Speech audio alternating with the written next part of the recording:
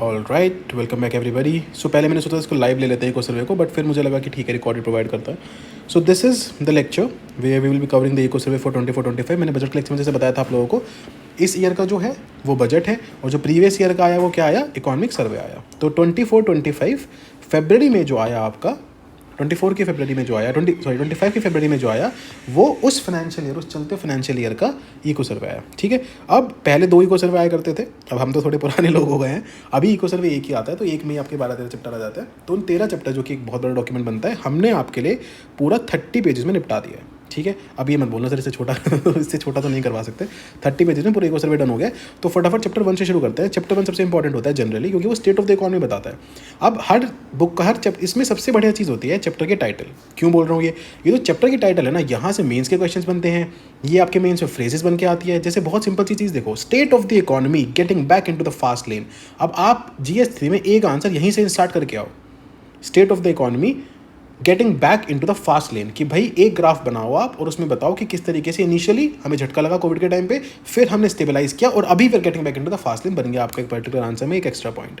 तो this is how you will use these particular things, the cart and the horse. यही phrases use करना है। बच्चे बोलते हैं सर ऐसे में फ्रेज नहीं आते हैं, यही से फ्रेज उठा लो। ठीक है, तो let us have a look quickly at all the chapters. This is once again lecture number 1 of economic survey. देखते हैं कितनी देर में हम कितना खींच पाते हैं। Okay, so chapter 1 state of the economy getting back into the fast lane. Global economic scenario क्या चल रहा है? ग्लोबल इकोनॉमी जो है वो बहुत ही खराब चल रही है। 3.3% से सिर्फ ग्रो करी है पिछले फाइनेंशियल ईयर में। IMF ने बोला कि अगले आने वाले टाइम पे भैया इतनी ही खराब रहेगी, या तो 3.2 रहेगी या 3.3 रहेगी। हाईलाइट करते चलना, 3.3, 3.2, 3.3। डेटा बहुत ज़्यादा काम आने वाला है मेंस में। The global composite PMI has stayed in the expansion zone for the 14th month in a row. The services sector continues to show strength while manufacturing PMI indicated contraction. बहुत simple है, दोबारा समझ लो इस बात को क्या बोल रही है। जो PMI है, परचेजिंग मैनेजर इंडेक्स, क्या होता है? आपने देखा होगा कि बहुत बार आप पढ़ते हो PMI परचेजिंग मैनेजर इंडेक्स। जो लोग परचेज कर रहे हैं, जो लोग मैन्युफैक्चर कर रहे हैं, जो लोग परचेज कर रहे हैं, उन मैनेजर्स को बुला के उनसे बात करके एक इंडेक्स निकाला जाता है कि आपको क्या लग रहा है कि इकोनॉमी कैसा परफॉर्म करेगी। तो उसी में वो बोला उन्होंने कि एक्सपेंशन जोन में रही है स्टेड 14 months इन अ रो। अगर दिसंबर 2024 तक की बात करें, मतलब 2023 के नवंबर से शुरू होकर दिसंबर 2024 तक जो इकोनॉमी है वो एक एक्सपेंशन जोन में रही है, मतलब बेटर तो हो रही है। यहीं से रिलेट करते रहना बार बार इस लाइन को, getting back into the fast lane. हर चीज़ देखो, गवर्नमेंट का डॉक्यूमेंट है, गवर्नमेंट का एजेंडा थोड़ा सा हमेशा परस्यू करेगा। क्या बोल रहा है ये? अगर इसने लिखा कि एक्सपेंशन जोन में रही है, इसका मतलब ये क्या दिखाने के लिए है कि we are coming back into the fast lane. तो लिंक करते रहना। The services sector continues to show strength while the manufacturing PMI, उसमें कॉन्ट्रैक्शन आया। लेकिन ओवरऑल क्योंकि इंडिया में सर्विसेज सेक्टर जो है वो मैन्युफैक्चरिंग से ज़्यादा बेटर परफॉर्म करता है, ज़्यादा मार्केट घेर के रखता है, तो बहुत सिंपल सी बात है कि it is doing overall the PMI is going to be expanded. Clear हो गया? Inflation rates across economies have tended downward steadily approaching central bank target levels. ये हमारे साथ भी हुआ है। एक टाइम पे आपको याद होगा, जो लोग थोड़े भी बच्चे अगर न्यूज़पेपर पढ़ते हैं तो उनको पता होगा कि एक टाइम पे इन्फ्लेशन इंडिया में जो बैंडविड्थ थी उससे ज़्यादा था, है ना? जो आपकी 4+-2 की बैंडविड्थ है उससे ज़्यादा था, फिर उसके अपर एज में रहा बहुत वक्त तक। अभी वो धीरे धीरे डाउनवर्ड स्टडी होते हुए डाउनवर्ड ट्रेंड पे आ गया है। तो सेंट्रल बैंक का टारगेट क्या लिखा है? वही लिखा है यहाँ पे। Now study growth outlook across country groups. देखो ये समझो थोड़ा सा, what do we mean by, यहाँ पे 2023, 24 और 25 में किस किस लेवल पे ग्रो करी है। सो दिस इज वर्ल्ड का एवरेज। ठीक है, 23 में 3.3, 24 में 3.2 और आने वाले 25 में 3.3। ये मैंने अभी आपको ऊपर बताया, देखो 3.2, 3.3 लिखा है। अब इसी को ये IMF के वर्ल्ड इकोनॉमिक आउटलुक का डेटा है, ऐसा नहीं है। ये क्या है? Advanced economies. हमेशा याद रखना, advanced economies will grow on the lower side. तो 1.7, 1.7, 1.9 ये है आपकी emerging market and developing economy, जिसमें इंडिया आता है। 4.4, 4.2, 4.2 नोट कर लो, डबल मार्क लगा लो। मेंस में एक क्वेश्चन में बहुत ही बढ़िया ग्राफ बनेगा, ये गारंटीड है ये बात, और मैं बताऊंगा कि कहाँ बनना है। ठीक है, 4.4, 4.2, 4.2 आपको कुछ नहीं करना, आपको सब याद नहीं करना, आपको बस 3 चीज़ें याद करनी है, 3.3, 1.9, 4.2, बस। Do that and you are done. Score simple कैसे याद रख सकते हो? 3.3 और 1.9 को जोड़ो तो 5.2 बनता है, 5.2 में से 1 घटा दो तो 4.2 आ गया। बस हो गया डेटा याद। इस डेटा के थ्रू एक ग्राफ बनवाऊंगा और वहीं से आपका इकोनॉमिक्स का आंसर शुरू हो जाएगा। चलो, डोमेस्टिक इकोनॉमी रिमेन स्टडी। हमारी डोमेस्टिक इकोनॉमी की बात कर लेते हैं, वो स्टडी रही है, जबकि ग्लोबल अनसर्टेनिटी बहुत ही ज़्यादा है। As per the first advance estimate released by the NSO MOSPI, the real gross GDP growth for financial year 25 is estimated to be 6.4%। अब एक बार इस डेटा को देख लो, कहीं भी ना वर्ल्ड का एवरेज, ना एडवांस्ड इकोनॉमी का एवरेज, ना EMDs का एवरेज, कहीं भी इतना हाई नहीं है। तो डिस्पाइट हालांकि इंडिया के रेस्पेक्ट में देखोगे तो ये कम ही है, लेकिन आप हमेशा ही देखोगे ना कि ग्लोबली क्या चल रहा है, उसी हिसाब से देख सकते हो ना। ऐसा तो नहीं हो सकता कि हम 50% पे ग्रो करें और दुनिया -50 पे, that can not happen. From the angle of aggregate demand in the economy, private final consumption expenditure at constant prices is estimated to grow by 7.3%। क्यों? क्योंकि रूरल डिमांड वापस से रिबाउंड हो रही है, रूरल डिमांड वापस से बढ़ रही है। This also shows the rural aspirations of India. तो लिंक करना सीखो, इसी को आप सोसाइटी में ले आओ GS1 के। 7.3% पे हमारा प्राइवेट फाइनल कंजम्पशन एक्सपेंडिचर, आपने मल्टीपल तरीके पढ़ोगे ना जीडीपी कैलकुलेट करने के, तो जो प्राइवेट फाइनल कंजम्पशन एक्सपेंडिचर है एट कांस्टेंट प्राइसेस वो 7.3% पे ग्रो कर रहा है, which is very high, very high. As a share of GDP it is estimated to increase from 60% जो पहले था टू 61.8, मतलब 62%। And this share is the highest since the financial year 2003। पिछले 20 साल का। अब यही डेटा यूज होंगे मेंस में भी, इंटरव्यू में भी। ये प्रीलिम्स में नहीं पूछेगा, मेंस में भी, इंटरव्यू में भी, हर जगह यूज होंगे। प्रीलिम्स में क्या पूछेगा? इसका कॉन्सेप्ट पूछेगा कि भाई ये क्या है, ये फिक्स कैपिटल फॉर्मेशन क्या होती है, ये फाइनल कंजम्पशन एक्सपेंडिचर है क्या। फाइनल कंजम्पशन एक्सपेंडिचर तो सिंपल है, देखो जो भी इकोनॉमी में कंजम्पशन के लिए खर्च हो रहा है, ठीक है, सरकार का हटा दो, प्राइवेट एंटिटीज, उसमें हम आप भी आगे, प्राइवेट एंटिटी जो भी कंजम्पशन के लिए खर्च कर रही है वो प्राइवेट फाइनल कंजम्पशन एक्सपेंडिचर है। और वो अगर आपके जीडीपी का 62% है, इसका मतलब it is leading heavily leading, मतलब आपकी इकोनॉमी में डिमांड बढ़ रही है। समझो बात को, सप्लाई भी तो बढ़ सकती थी, सप्लाई के थ्रू भी तो इकोनॉमी को चलाया जाता है, लेकिन वो कभी भी उस लेवल पे ग्रो नहीं करेगी। वहां पे नहीं देखोगे आप 7.3 का ग्रोथ रेट, वहां पे नहीं देखोगे आप 6.4 का ग्रोथ रेट। तो ये डिफरेंस है। A very important term is gross fixed capital formation. ये constant price पे grow कर रही है by 6.4%, which is exactly equal to what our GDP is growing. The GFCF. Gross fixed capital formation होती क्या है? कैपिटल फॉर्मेशन, मैंने हमेशा समझाया ना, कैपिटल जहां भी वर्ड आ गया, कैपिटल फॉर्म हो रही है तो सिर्फ एक चीज से फॉर्म होगी, इन्वेस्टमेंट से।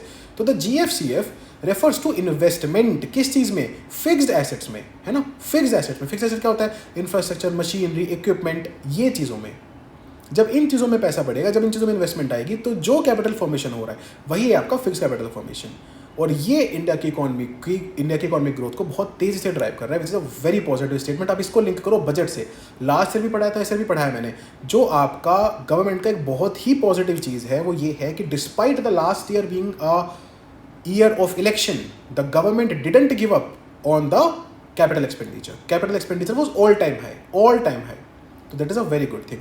On the supply side, the real gross value added is also estimated to grow by 6.4%. क्यों?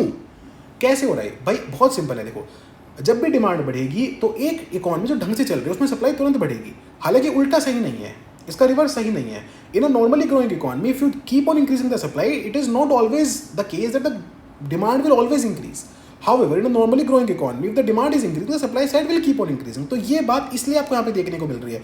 इसीलिए इकोनॉमिक सर्वे में पहले कंजम्पशन एक्सपेंडिचर की बात करी और फिर सप्लाई की बात करी। अगर सप्लाई साइड ड्रिवन होता तो पहले सप्लाई साइड का स्टेटमेंट आता, नहीं, पहले हमने देखा कि हमारा कंजम्पशन एक्सपेंडिचर जो है वो हाई है। देखो इट ग्रो एट 7.3%, बात समझो, वो 7.3% पे ग्रो हुआ, तो आप देख रहे हो कि जो सप्लाई साइड है वो भी 6.4% तक आगे खिंचते। Now, the agriculture sector is expected to rebound at a growth of 3.8%. As per the first advanced estimate of agriculture production for 24-25, total kharif food grain production is estimated at a record. जितने भी lakh metric ton है, this is not important for you, no need to read it. Higher by 5.7% and 8.2% higher than the average food grain production in the past 5 years. Not important. Not important. एक line याद रखनी है बस इस पूरे में से, जो मेंस में भी यूज होगी, जो कहीं भी यूज होगी. The agriculture sector is expected to rebound to a growth of 3.8% in the financial year 25. बस अब एक्सपेक्टेड क्यों लिख रहा है ये भैया? फाइनल फिगर आए नहीं है। फाइनेंशियल 25 के फाइनल फिगर कैसे आ जाएंगे? फरवरी में आपका एक सर्वे आ गया, बात समझ में? तो agriculture sector is expected to rebound to a growth of 3.8%। India agriculture sector बहुत अच्छा ग्रो नहीं करता है, फिर भी अगर 3.8 पे कर रहा है तो बहुत बढ़िया है। अब ये तीनों डेटा याद रखने, एग्रीकल्चर 3.8। अब दूसरा समझ लो, इंडस्ट्रियल सेक्टर कितना? 6.2, सर्विस सेक्टर 7.2। ये तीन डेटा याद रखने हैं, 3.8, 6.2, 7.2। ठीक है। Service sector driven by health activity in the financial, real estate, professional services, public administration, defence, etcetera. बात समझ में आ रही है? सबसे पहले 3.8, 6.2, 7.2 ऐसे करके तीनों आपके बढ़ रहे हैं, तीनों को याद रखना है। India GDP at constant price grew by 6.7% and 5.4%। ये दोनों आपके क्या बता रहे हैं? क्वार्टर, जो फाइनेंशियल 25 के क्वार्टर्स बता रहे हैं। बट ये इंपॉर्टेंट है कि जीडीपी का फाइनल ग्रोथ फिगर क्या है। First half of the fiscal year में 6% से ग्रो करिए, बहुत सिंपल है ना, इन दोनों का एवरेज निकालोगे तो लगभग यही बैठेगा। 5.4 प्लस 6.7 कितना होता है? 12.2 1 12.1 का आधा करोगे 6.05 6.0 यहाँ पे लिखा हुआ है। तो पहले half of the current fiscal में, करंट फिस्कल यहाँ पे कौन सी बात हो रही है, प्लीज बहुत इंपॉर्टेंटली नोट करना, 24-25 की बात हो रही है। इसके पहले हाफ में जीडीपी ग्रो बाय 6%, ठीक है। Expected final growth rate of GDP 6.4%, मतलब सेकंड हाफ में बेटर परफॉर्म करेगा। नाउ मेरे इंटरव्यू कैंडिडेट से सिर्फ ये क्वेश्चन होता था कि ये बता दो, बस इतनी सी बात बता दो कि first half of the current fiscal में इकोनॉमी क्यों कम ग्रो करी। ये नंबर पिछले 5 साल में सबसे कम है, वर्ल्ड से बेटर है, लेकिन इंडिया का उठा के देखोगे तो पिछले 5 साल में सबसे कम है। क्यों? द बिगेस्ट रीजन इज कि गवर्नमेंट की स्पेंडिंग पे कर्व हो जाता है। क्यों कर्व हो जाता है? भाई साहब इलेक्शन ईयर था, इलेक्शन ईयर में the government can not spend a lot, the government can not announce major policies, तो जो गवर्नमेंट साइड का एक्सपेंडिचर है वो बहुत ही कम हो जाता है। बात समझ में आई? And hence the GDP growth rate is 6.0%। अब एक बात और यहाँ पे नोट करना कि सेकंड हाफ में कितना बेटर होना पड़ेगा। अगर एवरेज 6.4 जा रहा है तो सेकंड हाफ में it will have to grow to nearly 6.8% और 7%, तभी तो जाके एवरेज 6.4 6.5 जाएगा। समझ गए बात? तो इस चीज को हम याद रखेंगे। आई होप ये पूरा का पूरा क्लियर हो गया। The moderation in the real GDP growth can be traced to softening of growth in the gross fixed capital formation from 10.1 to 6.4। ये वही बात है जो मैं आपको बता रहा था कि 2 हमारा बहुत बढ़िया है, 2 हमारा ग्रॉस फिक्स्ड कैपिटल फॉर्मेशन कितना है यहीं पे बताया था मैंने अभी, ये रहा 2, the gross fixed capital formation is 6.4%, but it is still lesser than what was done in the previous financial year का फर्स्ट क्वार्टर या फर्स्ट हाफ, व्हिच वाज 10%। क्यों? क्योंकि कैपिटल एक्सपेंडिचर था इतना हैवी। अब इलेक्शन ईयर आ गया, आप budget पूरा लेके आ नहीं सकते, तो कैपिटल एक्सपेंडिचर करोगे कैसे? It is as simple as that, समझ लो बात। इन्हीं चीज़ों पे क्वेश्चन आएगा, यही रीजनिंग देनी पड़ेगी, जनरिक आंसर लिख के मार्क्स नहीं मिलेंगे, एग्जैक्ट पता होगा तो एग्जैक्ट लिख के आओगे। तो इकोनॉमी की स्टेट समझो। Now economy characterized by stability and inclusivity on multiple fronts. The union government's indicator of fiscal discipline have improved progressively. ये मैंने अभी आपको बजट लेक्चर में बताया भी है कि हमारा fiscal discipline better हो रहा है. Quality of expenditure approximated by the capital expenditure as a percent of total expenditure of the union has continuously improved since financial year 21. Exactly. Quality of expenditure का बेहतर माना जाता है आपका जब आप रेवेन्यू एक्सपेंडिचर नहीं कैपिटल एक्सपेंडिचर ज्यादा कर रहे हो, और अगर कैपिटल एक्सपेंडिचर आप ज्यादा कर रहे हो as a percentage of the total expenditure of the union, इसका मतलब आपकी इकोनॉमी शानदार ट्रैक पे चल रही है। और यही मैं भी आपको थोड़ी देर पहले बोल रहा था कि डिस्पाइट ये देखो, अब समझो इसी चीज़ को पॉलिटी से रिलेट कर दो, इसी चीज़ को आप ऐसे में ले आओ। जब आपकी स्टेबल गवर्नमेंट होती है, जब गवर्नमेंट को विश्वास होता है कि वो दोबारा पावर में आ जाएंगे, तो उनको फ्रीबीज नहीं देनी पड़ती, उनको रेवेन्यू एक्सपेंडिचर नहीं बनाना पड़ता। वो क्या कर सकते हैं? वो एक्चुअल चीज़ में इन्वेस्ट कर सकते हैं, वो क्वालिटी ऑफ इन्वेस्टमेंट बढ़ा सकते हैं, वो क्वालिटी ऑफ एक्सपेंडिचर बढ़ा सकते हैं, which is capital expenditure, and that has happened in India. बात समझ में आ गई होगी आई होप। इसलिए कोई भी गवर्नमेंट लेके आओ बट स्टेबल लेके आओ। Union's capital expenditure as a percentage of total expenditure, ये देखो फाइनेंशियल ईयर 21 में कितना था, ये कितना होगा 11-12 होगा, शायद 12 के आसपास होगा। फाइनेंशियल ईयर 24 में you won't believe it was more than 21%, continuously rising the past financial years. बहुत बड़ी बात है किसी गवर्नमेंट के लिए, बहुत कॉन्फिडेंस दिखाता है ये मार्केट में भी, ठीक है। अब जैसे मार्केट अभी मान लो डाउन चल भी रहा है, तो the major reason is a global uncertainty. आपने देखा ना ऊपर एडवांस्ड इकोनॉमीज बिल्कुल ही बैठी हुई है भाई, 2% का भी अगर किसी का ग्रोथ रेट नहीं है, मतलब उस आप इन्फ्लेशन को बीट नहीं कर पा रहे हो, लेट अलोन एनीथिंग एल्स। तो this is a very important point. Now let's look at the state के फाइनेंस। अपने सेंटर के फाइनेंस देख ले, स्टेट के देख लेते हैं। The revenue expenditure of the states grow 12% year on year during April to November 2024 with the subsidies and committed liabilities registering a growth of 25% and 10% respectively. देखो इसका क्या मतलब है कि जो रेवेन्यू एक्सपेंडिचर है वो स्टेट्स में बढ़ रहा है, तो स्टेट गवर्नमेंट्स में हमेशा थोड़ा सा नाटक लगाई रहेगा, वहाँ पे रेवेन्यू एक्सपेंडिचर बढ़ते हैं क्योंकि वहाँ पे फ्री भी बहुत ही बढ़ते हैं। जैसे मान लो मॉक इंटरव्यू देने कोई हिमाचल प्रदेश का बच्चा आया, कोई आपका तेलंगाना का बच्चा आया, आंध्र का बच्चा आया, इन सब स्टेट्स में, वैसे तो बहुत औरों में भी है, लेकिन इन स्टेट्स में तो बिल्कुल ही फिस्कल एकदम बैंड ही बजी पड़ी है। क्यों? The major reason is freebies, major reason is revenue expenditure, बहुत ही रेवेन्यू एक्सपेंडिचर है भाई। पूरी स्टेट्स का कंबाइंड मिला के 12% ईयर ऑन ईयर ग्रो कर रहा है, इतना तो रेवेन्यू भी ग्रो नहीं कर रहा, ठीक है। With expenditure on capital account for states declining by 5.6%, total expenditure grew by 9.5%. Simple सी बात है, जो कैपिटल अकाउंट स्टेट्स के कैपिटल अकाउंट से जो खर्चा हो रहा था वो कम हो गया।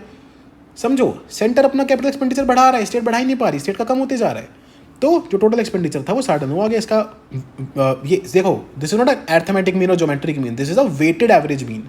अब ये मत बोलना कि सर यहाँ 12 लिखा हुआ है, यहाँ -5.6 है, तो यहाँ पे वो क्यों नहीं हुआ, यहाँ पे आपका 6.4 क्यों नहीं आया? नहीं, this is a weighted average.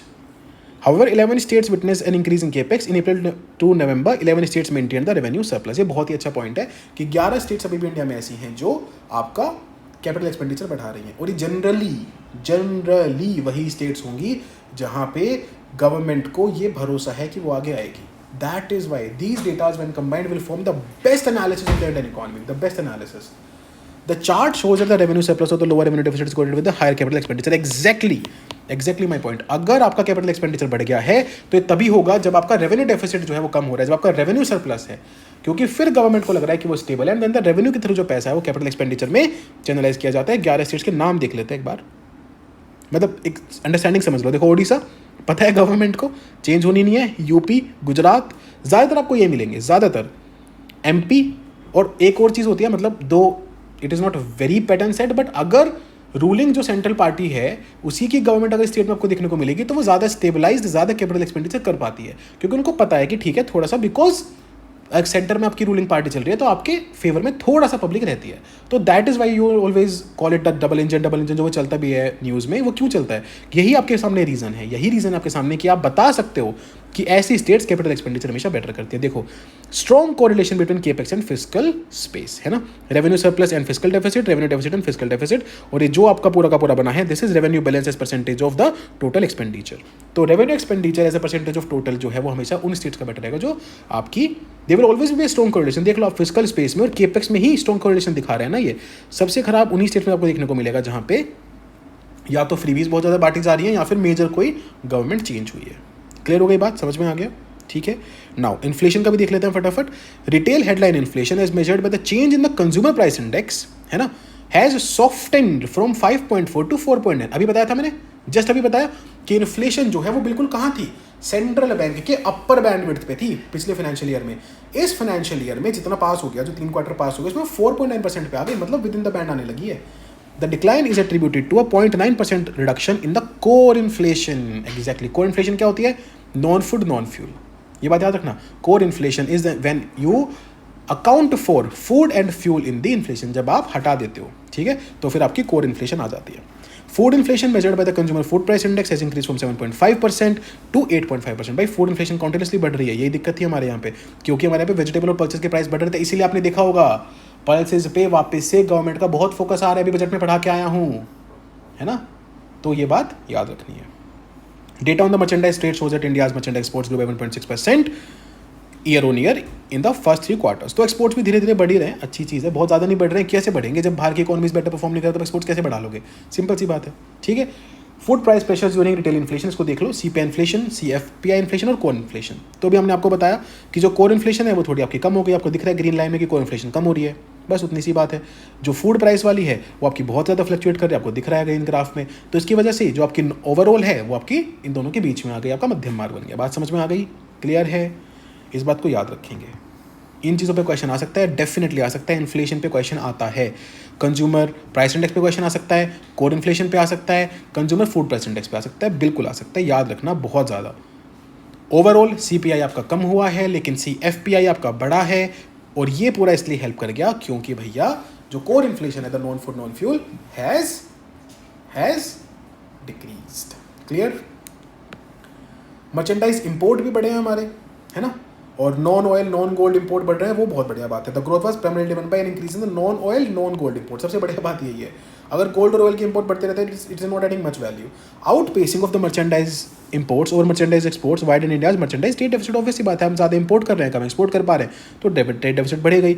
India's robust service exports have propelled the country to secure the 7th largest share in the global service export. ये बहुत इंपॉर्टेंट लाइन है, बहुत ज़्यादा इंपॉर्टेंट लाइन, बहुत ही ज़्यादा इंपॉर्टेंट लाइन। पूरे दुनिया में जो ग्लोबल सर्विस एक्सपोर्ट है टोटल मिला के, उसमें 7th लार्जेस्ट है इंडिया का। एक्सपोर्ट की बात कर रहे हैं, ओवरऑल इकॉनमी की नहीं, बहुत ध्यान से सुनना। तो मतलब हम अपने लिए तो कर ही रहे हैं सर्विस सेक्टर, बाहर एक्सपोर्ट करने में हमारा बहुत बड़ा रोल है। As per the World Bank, India was the top recipient of remittances. ये तो हम हमेशा ही रहते हैं, that is not a very big deal. These 2 factor, मतलब सर्विसेज का एक्सपोर्ट और रेमिटेंसेज का आना, इन्होंने कंबाइन किया, इन्होंने कंबाइन करके इंश्योर किया कि इंडिया का जो करंट अकाउंट डेफिसिट है वो रिलेटिवली कंटेन रहे। कैसे हो गया ये? सर्विस एक्सपोर्ट करी तो करंट अकाउंट में आपका एक्सपोर्ट बढ़ गया, ठीक है, और रेमिटेंसेज आए तो आप और बच गए, तो करंट अकाउंट डेफिसिट जो है वो आपका कंटेन रहा। नहीं तो अगर एक्सपोर्ट ना जाते, रेमिटेंसेज ना आते, तो जो करंट अकाउंट डेफिसिट है वो बहुत तेज़ी से इंप्रूव हो जाता, बहुत तेज़ी से, मतलब इंप्रूव एज एन इंक्रीज हो जाता। बात समझ में आ गई? तो ये भी समझ लेते हैं कि रेमिटेंसेज और सर्विसेज की वजह से बचा क्यों। भाई देखो, बहुत सिंपल सी बात है ना, सर्विस का एक्सपोर्ट हुआ तो आपको पैसे मिले, रेमिटेंसेज आए तो आपके पैसे मिले, तो करंट अकाउंट में इनकमिंग बहुत ज़्यादा हो गई ना, और आउटगोइंग कम हो गई, तो करंट अकाउंट में इनकमिंग ज़्यादा, करंट अकाउंट डेफिसिट कम हो गया, बहुत सिंपल सी बात है। Now gross FDI inflows increase by 17.9%, भाई बहुत तगड़ा। मतलब जबकि FDI बहुत कम जा रहा था इंडिया का, बहुत कम जा रहा है इंडिया का FDI मतलब पहले के मुकाबले, but still year on year it is getting better. Gross FDI inflows increased by 17.9%. India's forex reserves increased from 616 at the end of January 2024 to $704 billion in September 2024 before moderating to $634 billion as on January 2025। मतलब 3 जनवरी 2025 को 634, तो लगभग उसी state पे आ गया, उतनी आसपास चल रहा है। 600 से 650 के बीच में फ्लक्चुएट करता रहता है, बहुत कुछ ऊपर नीचे होता है। सितंबर में देखा 700 क्रॉस कर गया, वापस से अपना लोअर आ गया, तो 600 650 के आसपास कहीं है।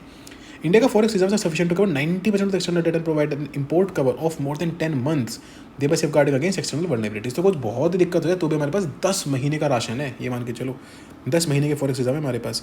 As per RBI's FSR, the financial stability report, December 2024, the gross NPA in the banking system, बहुत इंपॉर्टेंट लाइन है, have declined to a 12-year low of 2.6% of the gross loans and advances. अभी थोड़े दिन पहले ही एक banking का बच्चा आया हुआ था पेपर देने, मॉक देने सॉरी, उससे मैंने बोला कि बताओ बैंकिंग सेक्टर में सबसे बड़ी 3 दिक्कतें क्या हैं, तो उसने कहा सर तो बताइए, उसने फिर बोला सर NPA। मैंने बोला बट NPA तो बहुत कम हो रहे हैं, 12-year लो पे आ गए हैं। And that student new this कि जो अगर NPA हमारे कम हो भी रहे हैं तो वो इसलिए हो रहे हैं क्योंकि हम लोन्स को राइट ऑफ बहुत ज़्यादा कर रहे हैं, ऐसे नहीं कि पैसा वापस आ रहा है। तो ये जो आप 12-year low of 2.6% of the gross loans देख रहे हो, ग्रोस लोन्स एंड एडवांसेस, ये इसलिए है सर क्योंकि हम राइट ऑफ कर रहे हैं उन लोन्स को, हम उन्हें अपनी बुक्स में से हटा रहे हैं उन लोन्स को, इसलिए नहीं कि बहुत ज़्यादा वापस आ रहे हैं। Understand this. The point here to be noted is that क्योंकि इको सर्वे है, क्योंकि गवर्नमेंट की ऑब्वियसली बात को बैक करना है, तो राइट ऑफ वाला पॉइंट यहाँ पे लिखा नहीं है। लेकिन खैर चलो, हमें इंपॉर्टेंट भी नहीं है वो, हमारा बैंक की जो सिस्टम है, जो बुक्स है, उसको क्लियर होना चाहिए। 12-year low of 2.6% of the gross loans and advances. Next point क्या है हमारा, the capital to risk weighted assets ratio for the scheduled commercial banks 16.7%, जो कि अच्छा खासा नॉर्म से ऊपर है, नॉट इंपॉर्टेंट, उतना ज़्यादा इंपॉर्टेंट है भी नहीं। एम्प्लॉयमेंट ट्रेंड बहुत इंपॉर्टेंट है, खासकर मेंस के लिए। PLFS ने रिपोर्ट किया है अनएम्प्लॉयमेंट रेट 15 साल से अबव वालों के लिए डिक्लाइन होकर 6% से डिक्लाइन होकर अभी 3.2% पे आ गया है। The labour force participation rate and the worker to population ratio have also increased, है ना। लेबर फोर्स में कितने लोग हैं, ऑब्वियसली पॉपुलेशन बढ़ रहे हैं तो वो भी लोग बढ़ेंगे, और वर्कर टू पॉपुलेशन रेशो भी बढ़ेगी, क्योंकि ऑब्वियसली बात है कि भाई आपका पॉपुलेशन बूम हो रहा है। और अभी जो नया पॉपुलेशन आ रहा है वो TFR पे आ रहा है, जो पहला पॉपुलेशन है वो बूम हो चुका है। तो जो आज से 15 साल पहले 20 साल पहले पॉपुलेशन था वो बंदे अब उसमें आ रहे हैं ना, समझो वर्कर वाले एज ब्रैकेट में आ रहे हैं ना, तो इसलिए ये इंक्रीज़ होगा। अभी एक टाइम आएगा जब ये डिक्रीज़ होने लगेगा, क्योंकि TFR के नीचे चली जाएगी और फिर आपका जो नया बच्चा है वो कम होगा, पॉपुलेशन जो है वो ज़्यादा रहेगी। The labour force participation rate and the worker to population ratio both have increased, और आपका जो अनएम्प्लॉयमेंट रेट है that has declined from 6% to 3.2%। ये आप एम्प्लॉयमेंट इंडिकेटर्स की बात देख सकते हो, यहीं पे ये सेम चीज़ आपको दिखेगी। समझो क्या क्या है फटाफट। जो ब्लू लाइन है वो क्या है, लेबर फोर्स पार्टिसिपेशन रेट। जो आपकी येलो लाइन है वो क्या है, वर्कर टू पॉपुलेशन रेशो, ठीक है। और जो आपकी ब्लैक लाइन है वो क्या है, आपकी अनएम्प्लॉयमेंट रेट। क्लियर, ठीक है। तो इसमें अगर आप देखोगे तो जो अनएम्प्लॉयमेंट रेट है वो धीरे धीरे आपका कम होकर अभी कितने पे आ गया, 3.2% पे। देखो इससे पहले ये मान लो थोड़ा सा ऊपर ही था, उससे पहले भी ऊपर, उससे पहले भी ऊपर, उससे पहले भी ऊपर, उससे पहले भी ऊपर, उससे पहले भी ऊपर, यहाँ से चलते आ रहे हैं। So yes, it has also steadily come down to 3.2%। I hope बात क्लियर है, समझ में आ गई है। चलिए, let us move to the chapter number 2. This was the end of the chapter number 1. Now we'll do the chapter number 2, which is monetary and financial sector developments, the cart and the horse. अब इसका मतलब समझेंगे क्या है। Let's look at this chapter. Alright, so the performance of the banking sector and the credit availability improvement in asset quality of banks. Let us look at the first particular point. हालांकि अभी हम भी पढ़ के ही आए हैं, हम जो ग्रोस NPA है वो डिक्लाइन हो गया है, 12 लो पे आ गया। अभी भी स्टेटमेंट तो अभी पढ़ा हमने, ठीक है। रूरल फाइनेंशियल इंस्टीट्यूशंस की बात देखते हैं, मान लो कॉन्टिन्यूशन में चल रहा है। एज ऑफ 31 मार्च 2024, मतलब 2024 का फाइनेंशियल रिजर्व खत्म हुआ, there were 43 regional rural banks with 22,000 branches with operations extended to 31.3 crore deposit accounts and 3 crore loan accounts in 26 states and 3 UTs। तो इसमें से 2-3 चीज़ें याद रखने वाली हैं। जैसे मान लो ऐसे लिखे कि there are 100 RRBs, गलत हो जाएगा। There is an RRB in every state and UT, गलत हो जाएगा, है ना। तो जो एक्सट्रीम स्टेट में वहाँ पे गलत हो जाएंगे, बस इतना यहाँ पे याद रखो, बाकी आपको बहुत ज़्यादा देखने की जरूरत नहीं है। The number of profit making RRBs grew from 37 to 40, है ना। जो 43 RRBs थे उसमें से अब 40 जो है प्रॉफिटेबल है। The number of loss making fell from 6 to 3, आ गया 40 + 3 43, ठीक है। 43 में से 40 profit making, 3 loss making. The asset quality of RRBs measured by the gross NPA as a percentage of gross advances improved from 7.3 to 6.1। तो RRBs में ज़्यादा क्यों है, देखो यहाँ पे 2.6 है, यहाँ पे 6.1 क्यों है, क्योंकि फार्मर्स थोड़े से वल्नरेबल सेक्शन है, तो उसको हम लोन ज़्यादा देते हैं, उसकी पेइंग कैपेसिटी कम होती है, वापस रीपेइंग कैपेसिटी कम होती है, तो ऐसे करके वहाँ पे थोड़ा NPA ज़्यादा होता है। in financial year 24, which is the lowest level in the past 10 years. During the same period, net NPAs declined from 3.2% to 2.4%. Again, very simple. जो net NPA वो decline हो गया 3.2 से 2.4 आ गया. All RRB successfully met the regulatory targets and sub-targets set by the RBI under the priority sector lending guidelines during financial year 24. क्या लिखा है यहाँ पे, क्या बोल रही है, जितने भी रीजनल रूरल बैंक्स हैं उन्होंने सक्सेसफुली अपने रेगुलेटरी टारगेट्स मीट कर लिए हैं, सब टारगेट्स मीट कर लिए हैं जो आरबीआई ने उनके सेट करे थे पीएसएल के अंडर. पीएसएल वही प्राइवेट सेक्टर लैंडिंग, आपको मैंने समझाया ये सब, आपको पढ़ाया ये इकॉनमी वगैरह में मैंने कई बार ये सब. अगर उसको देखना चाहते हो उसको देख सकते हो. Improvement in the asset quality of banks, जो ग्रोस एनपीए रेशो है ना, इस percentage of gross advances of the scheduled commercial banks on a declining trajectory. ये मैंने अभी आपको बताया ना 2.6 तक आ गया. देखो नीचे आते आते 7.3 हुआ करता था एक टाइम पे, अभी नीचे होते होते 2.6 आ गया. Improvement in the profitability of the scheduled commercial bank reflected in the rising return on assets. आपके एसेट्स पे आपको कितना रिटर्न मिल रहा है तो वो भी धीरे धीरे शेड्यूल्ड कमर्शियल बैंक्स का बढ़ रहा है. तो Indian banking sector is on a rise. एक वक्त था, अगर आप कोविड से पहले का देखोगे, the Indian banking sector had major issues. फिर गवर्नमेंट ने एक बहुत बड़ा अनाउंसमेंट किया था, बहुत पैसा डाला जो बैंकिंग सेक्टर है उसमें, एंड अभी आप देखोगे तो थोड़ा सा बैंकिंग सेक्टर वापस से एक अच्छे रिफॉर्म पे आ रहा है. तो this is a positive thing that we can see from here.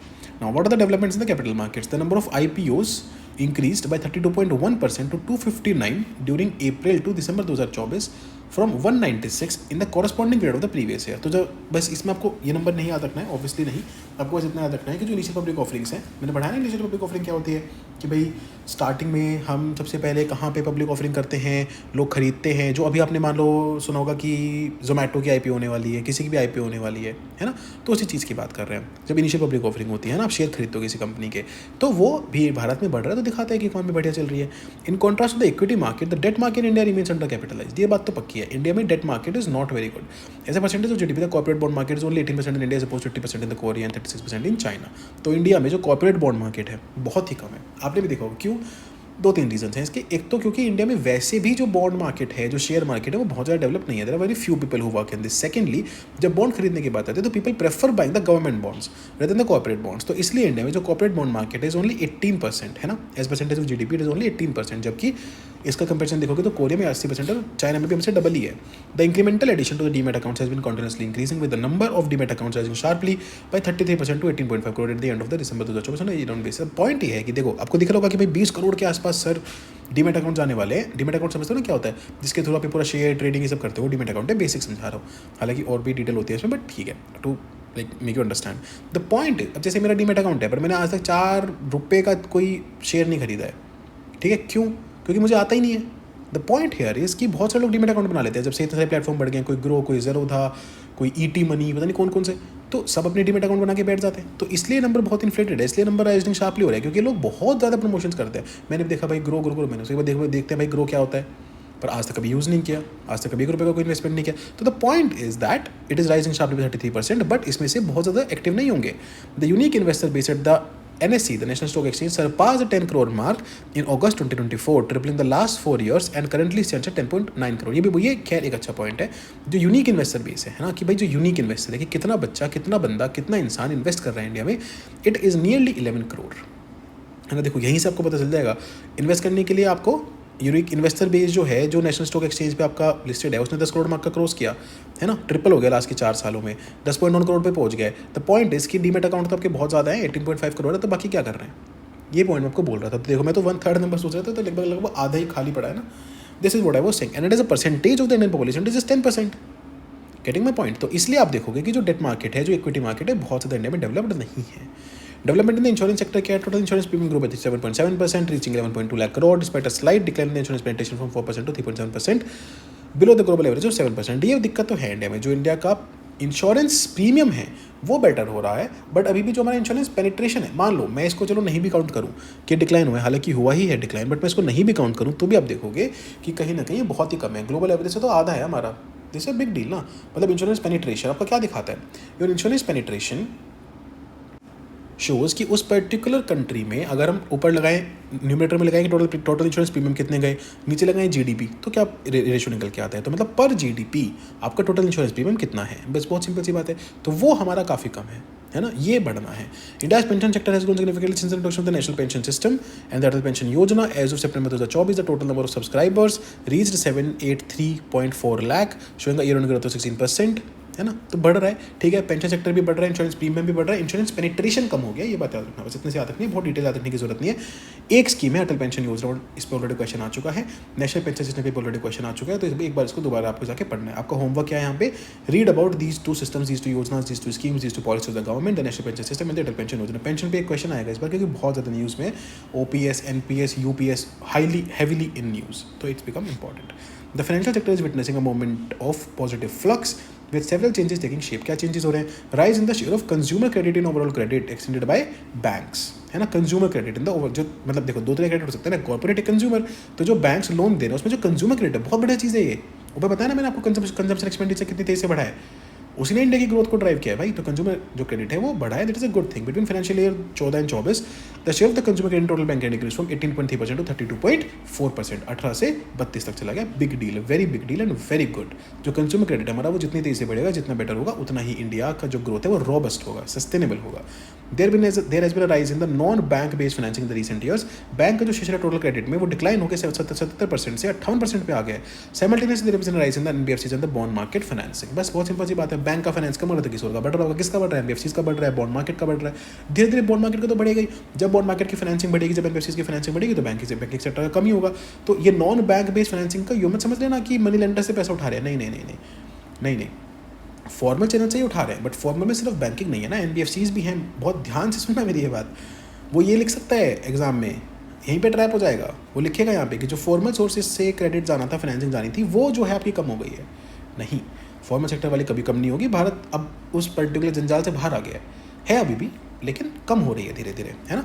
तो जो नॉन बैंक बेस्ड फाइनेंसिंग है, मतलब फॉर्मल ही सेक्टर की है, लेकिन एनबीएफसी से जो हो रही है, मार्केट से जो हो रही है, बॉन्ड मार्केट से जो हो रही है, वो फाइनेंसिंग आपकी धीरे धीरे क्या हो रही है, non bank based financing in the recent years is on rise. Clear? Equity-based financing has catapulted to popularity with IPO listings growing 6 times between financial year 13 and 24 and India being ranked first globally in terms of IPO listings in financial 2024. ये line बहुत important है, क्योंकि अगर UPSC थोड़ा सा भी वो capital market economy type के क्वेश्चन पूछेगा तो ये लाइन बहुत इंपॉर्टेंट हो जाएगी आपके लिए। इकोनॉमिक सर्वे से इंडिया आईपीओ लिस्टिंग्स के मामले में ग्लोबली नंबर 1 पे है। Very important, very important. Rural financial institutions have played a significant role in advancing financial inclusion. Obviously भाई, रूरल फाइनेंशियल इंस्टीट्यूशन हमने ऊपर देखा भी ना, आरआरबीज जो है वो प्रॉफिटेबल हो रहे हैं, और रूरल जो कंजम्पशन है वो बेटर हो रहा है, बहुत तेजी से बढ़ रहा है। तो जो रूरल फाइनेंशियल इंस्टीट्यूशन है वो ऑब्वियसली बहुत सिग्निफिकेंट रोल प्ले करेंगे। Government strong emphasis on financial inclusion shows the improvement in the RBI financial inclusion index from 53.9 to 64.2। तो जो आरबीआई दिखाता है कि हम कितना फाइनेंशियल इंक्लूजन हम कर चुके हैं, तो दैट हैज़ गॉन टू 64.2 पिछले फाइनेंशियल ईयर के एंड पे। तो इसमें तो और भी बेटर हुआ होगा, है ना। कम से कम नहीं तो ये नंबर 70 के आसपास तो पहुंचने वाला होगा। I am hoping so. Performance of the regional banks देख सकते हो आप, ये हमने ऊपर पढ़ाई अभी। 22,000 ब्रांचेस, 800 डिस्ट्रिक्ट्स हैं, 26 states in UT, 14% share in all the branches, 30% share in the rural branches, 92% branch in the rural और सेमी अर्बन एरियाज। बहुत सिंपल सी चीज़ है, कुछ नहीं है इसमें। मतलब total bank branches, all bank की ऑल ब्रांचेस देखोगे तो 14% जो है वो आरआरबीज की हैं। ऑल बैंक के रूरल ब्रांचेस देखोगे 30% आरआरबीज की हैं। रूरल या सेमी अर्बन एरियाज में जो ब्रांचेस देखोगे तो 92% आरआरबीज की ही हैं, है ना। तो बिग डील। तो rural regional rural banks are performing really nice.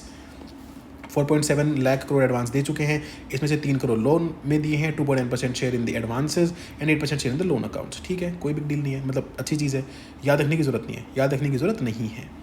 6 हमेशा नेगेटिव में याद रखो, है ना, कि ऑल स्टेट्स में नहीं है, है ना।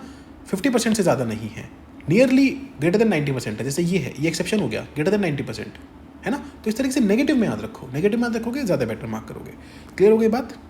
Then we come to chapter number 3, external sector getting the FDI right। समझते हैं इस चीज़ को।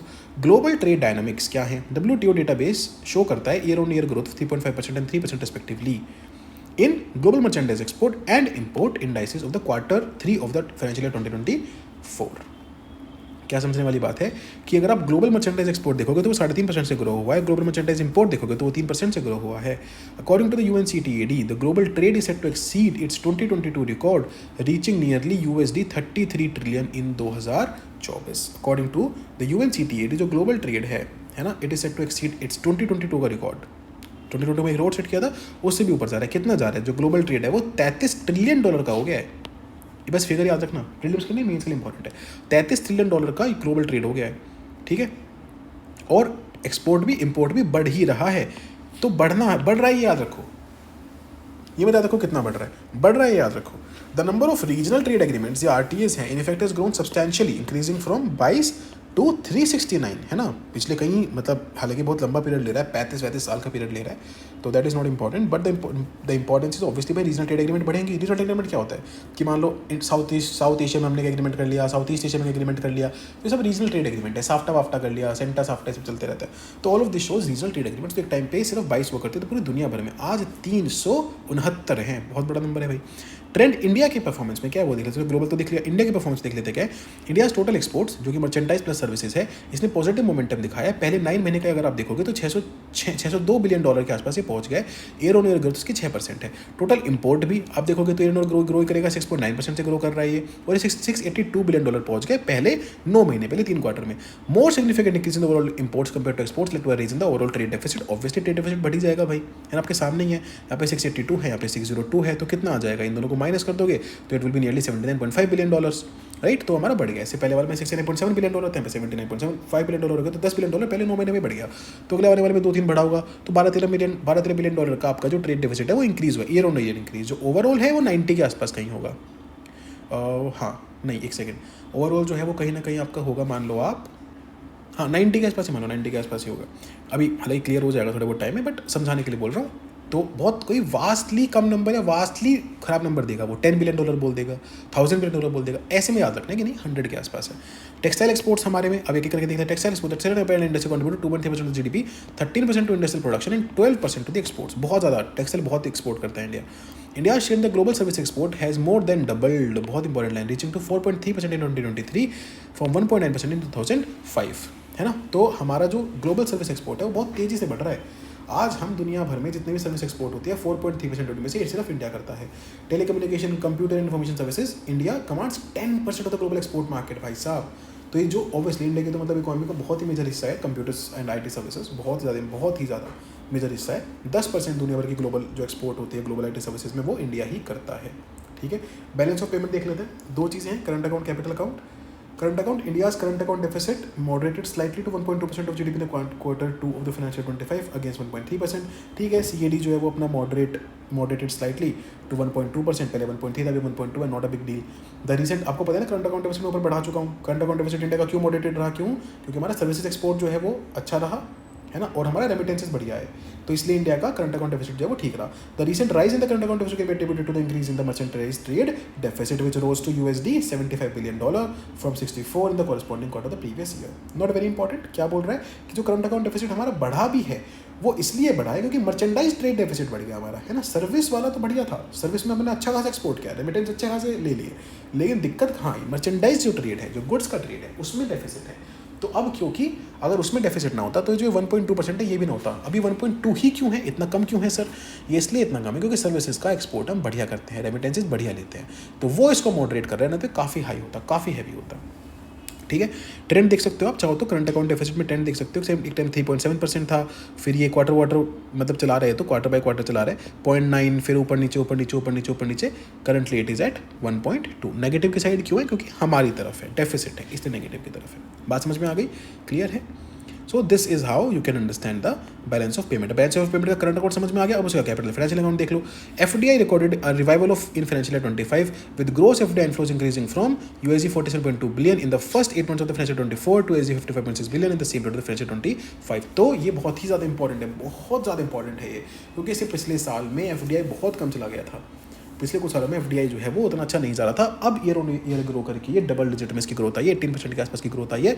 $55 बिलियन हमने पहले 8 महीने में ही रिकॉर्ड किया है। तो ओवरऑल अगर इसका बेसिक एक्सट्रापोलेशन भी करोगे तो मान लो कम से कम नहीं तो $80 बिलियन के आसपास तो क्रॉस करेगा ही करेगा। Even though gross FDI inflows to India have increased in the first 8 months, it has been accompanied by a rise in repatriations as international companies realized returns from investment. FDI repatriation होता क्या है वो देख लो, refers to the process of sending profit, dividends or funds earned from investment in a foreign country back to the investor's home country। तो ठीक है भाई, अगर हमारा FDI बढ़ रहा है तो FDI repatriation भी बढ़ेगा, क्योंकि फिर दिखेगा कि FDI क्यों बढ़ रहा है इंडिया का। सोचो समझो बात को, FDI इंडिया का इसलिए बढ़ रहा होगा ना क्योंकि हम अगर जो कोई बंदा हमारे पे इन्वेस्ट कर रहा है तो वो कुछ कमा रहा है, अब वो कमा रहा है इसलिए बढ़ रहा है, और कमा रहा है तो अपने घर भाई वापस भेजेगा ही, ऑब्वियस सी बात है ये। तो ठीक है, हमारा रिपेट्रिएशन भी बढ़ा है। As per the data published by the RBI, the net FDI to India during the first 8 months stood at $0.48 billion compared to $8.5 billion in the corresponding period of financial 24. This is the highest concern. This is the biggest concern. ये सबसे बड़ा concern है। जो रिपेट्रिएशंस हैं वो इतने तेज़ हो रहे हैं कि टोटल जो नेट FDI है ना, वो इंडिया का काफ़ी कम हो गया। And this is the biggest concern. Net FDI का कम होना is the biggest concern. Why is it the biggest concern? Because ये दिखाता है सिर्फ ये नहीं कि आपके यहाँ पे इन्वेस्टमेंट अच्छा है तब लोग पैसा वापस भेज रहे हैं। That is not the only point. अगर इतने ह्यूज लेवल पे हो रहा है, इसका मतलब या तो दूसरी जगह पे इंटरेस्ट रेट बेटर मिल रहा है sir, point number 1। Point number 2, Indian market से कहीं ना कहीं जो भरोसा है वो कम हो रहा है, तो इसलिए लोग अपना पैसा विड्रॉ कर रहे हैं। आ रहा है पैसा लेकिन विड्रॉ भी बहुत ज़्यादा हो रहा है। तो नेट अगर $0.48 बिलियन ही बचा तो कुछ भी नहीं बचा ना। अगर इतनी तेज़ी से उड़ रहा है तो आने वाले टाइम पे नेगेटिव चला जाएगा, फिर तो बहुत ही दिक्कत हो जाएगी। ये है सबसे बड़ा मेजर कंसर्न। ये इसलिए भी है क्योंकि ग्लोबली इकॉनमी की बैंड बजी हुई है। तो इस चीज़ को अभी हमें खैर टैकल करना है। यहाँ पे देखो, rise in growth FDI inflows, repatriation a sign of profitable exits. समझो इस बात को। देखो यहाँ पे देखोगे तो क्या है, ग्रोथ FDI इनफ्लो कितना है और रिपेट्रिएशन कितना है। तो ग्रोथ देखो यहाँ पे आप देखोगे तो इसका जो बीच का नंबर है वो बहुत ही कम होते जा रहा है ना। जैसे देखो यहाँ पे बहुत बड़ा नंबर था, बहुत बड़ा था, बहुत बड़ा था, बहुत बड़ा था, यहाँ पे कम हुआ और कम हुआ, एंड यहाँ पे ये कम ही है। यहाँ पे 17 था, यहाँ पे और 16 ही रह गया। समझ में आ रही है बात? ऑब्वियसली USD बिलियन डॉलर में है ये, और उतने टाइम का दिखा रहे हैं हम। अप्रैल से नवंबर 2023 और अप्रैल से नवंबर 2024 का हम कंपेयर करके दिखा रहे हैं आपको। तो the repatriations are very high. Now what are the sectoral trends in the FDI? अगर हम पहले हाफ की बात करें, share in total FDI equity inflows, मतलब कहाँ FDI आ रहा है, अगर उस चीज़ को समझोगे आप सबसे ज़्यादा। तो देखो ये तो अदर्स हो गया, तो अदर को तो हटा दो, है ना, अदर सर्विसेज को हटा दो। Let us look at the bigger ones. तो सबसे ज़्यादा ऑब्वियस ही बात है भाई, computer software and hardware nearly 20%, फिर उसके बाद trading 12.5%, non conventional energy nearly 10%, cement and gypsum 8%, construction 6%, electricity sector 5.5%, consultancy, automobile and hospital diagnostics, ऐसे करके 4, 4.5, 4.5%। तो सबसे बड़ा जो है वो कहाँ है आपका, कंप्यूटर सॉफ्टवेयर एंड हार्डवेयर में nearly 20%। Computer software and hardware nearly 20%। Clear है बात? समझ में आ गई? External commercial borrowings have shown an upward trajectory in the recent months. External commercial borrowings have shown an upward trajectory in the recent months, with net inflows rising to $9.2 billion, up from $2.8 billion in the corresponding period of the previous year. क्या बोल रहे हैं, जो borings हम लेते हैं ना external, मतलब बाहर से, जो कमर्शियल बोरिंग, जो कमर्शियल लोग जो बोरिंग ले रहे हैं वो ऊपर गई है। $9.2 बिलियन आ गया अभी, पिछले बार इस टाइम पे $2.8 बिलियन तक कुल।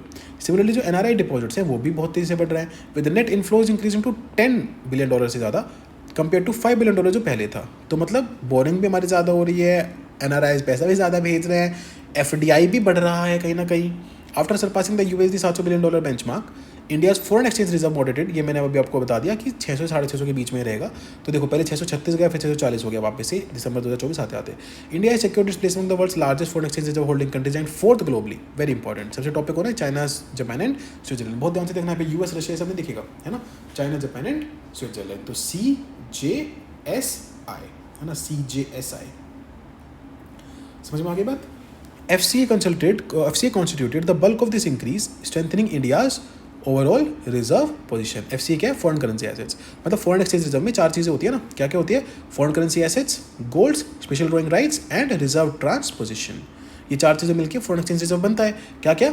FCA मतलब फॉरेन करेंसी एसेट्स, सबसे ज़्यादा वही होता है उसमें, फिर दूसरे नंबर पे गोल्ड होता है, SDR होता है, RTP होता है। ये सब मिला के आपका इंडिया का फॉरेक्स रिजर्व बनता है टोटल। और इसमें अगर आप देखोगे सबसे टॉपिक क्या होता है? FCA होता है ऑब्वियसली।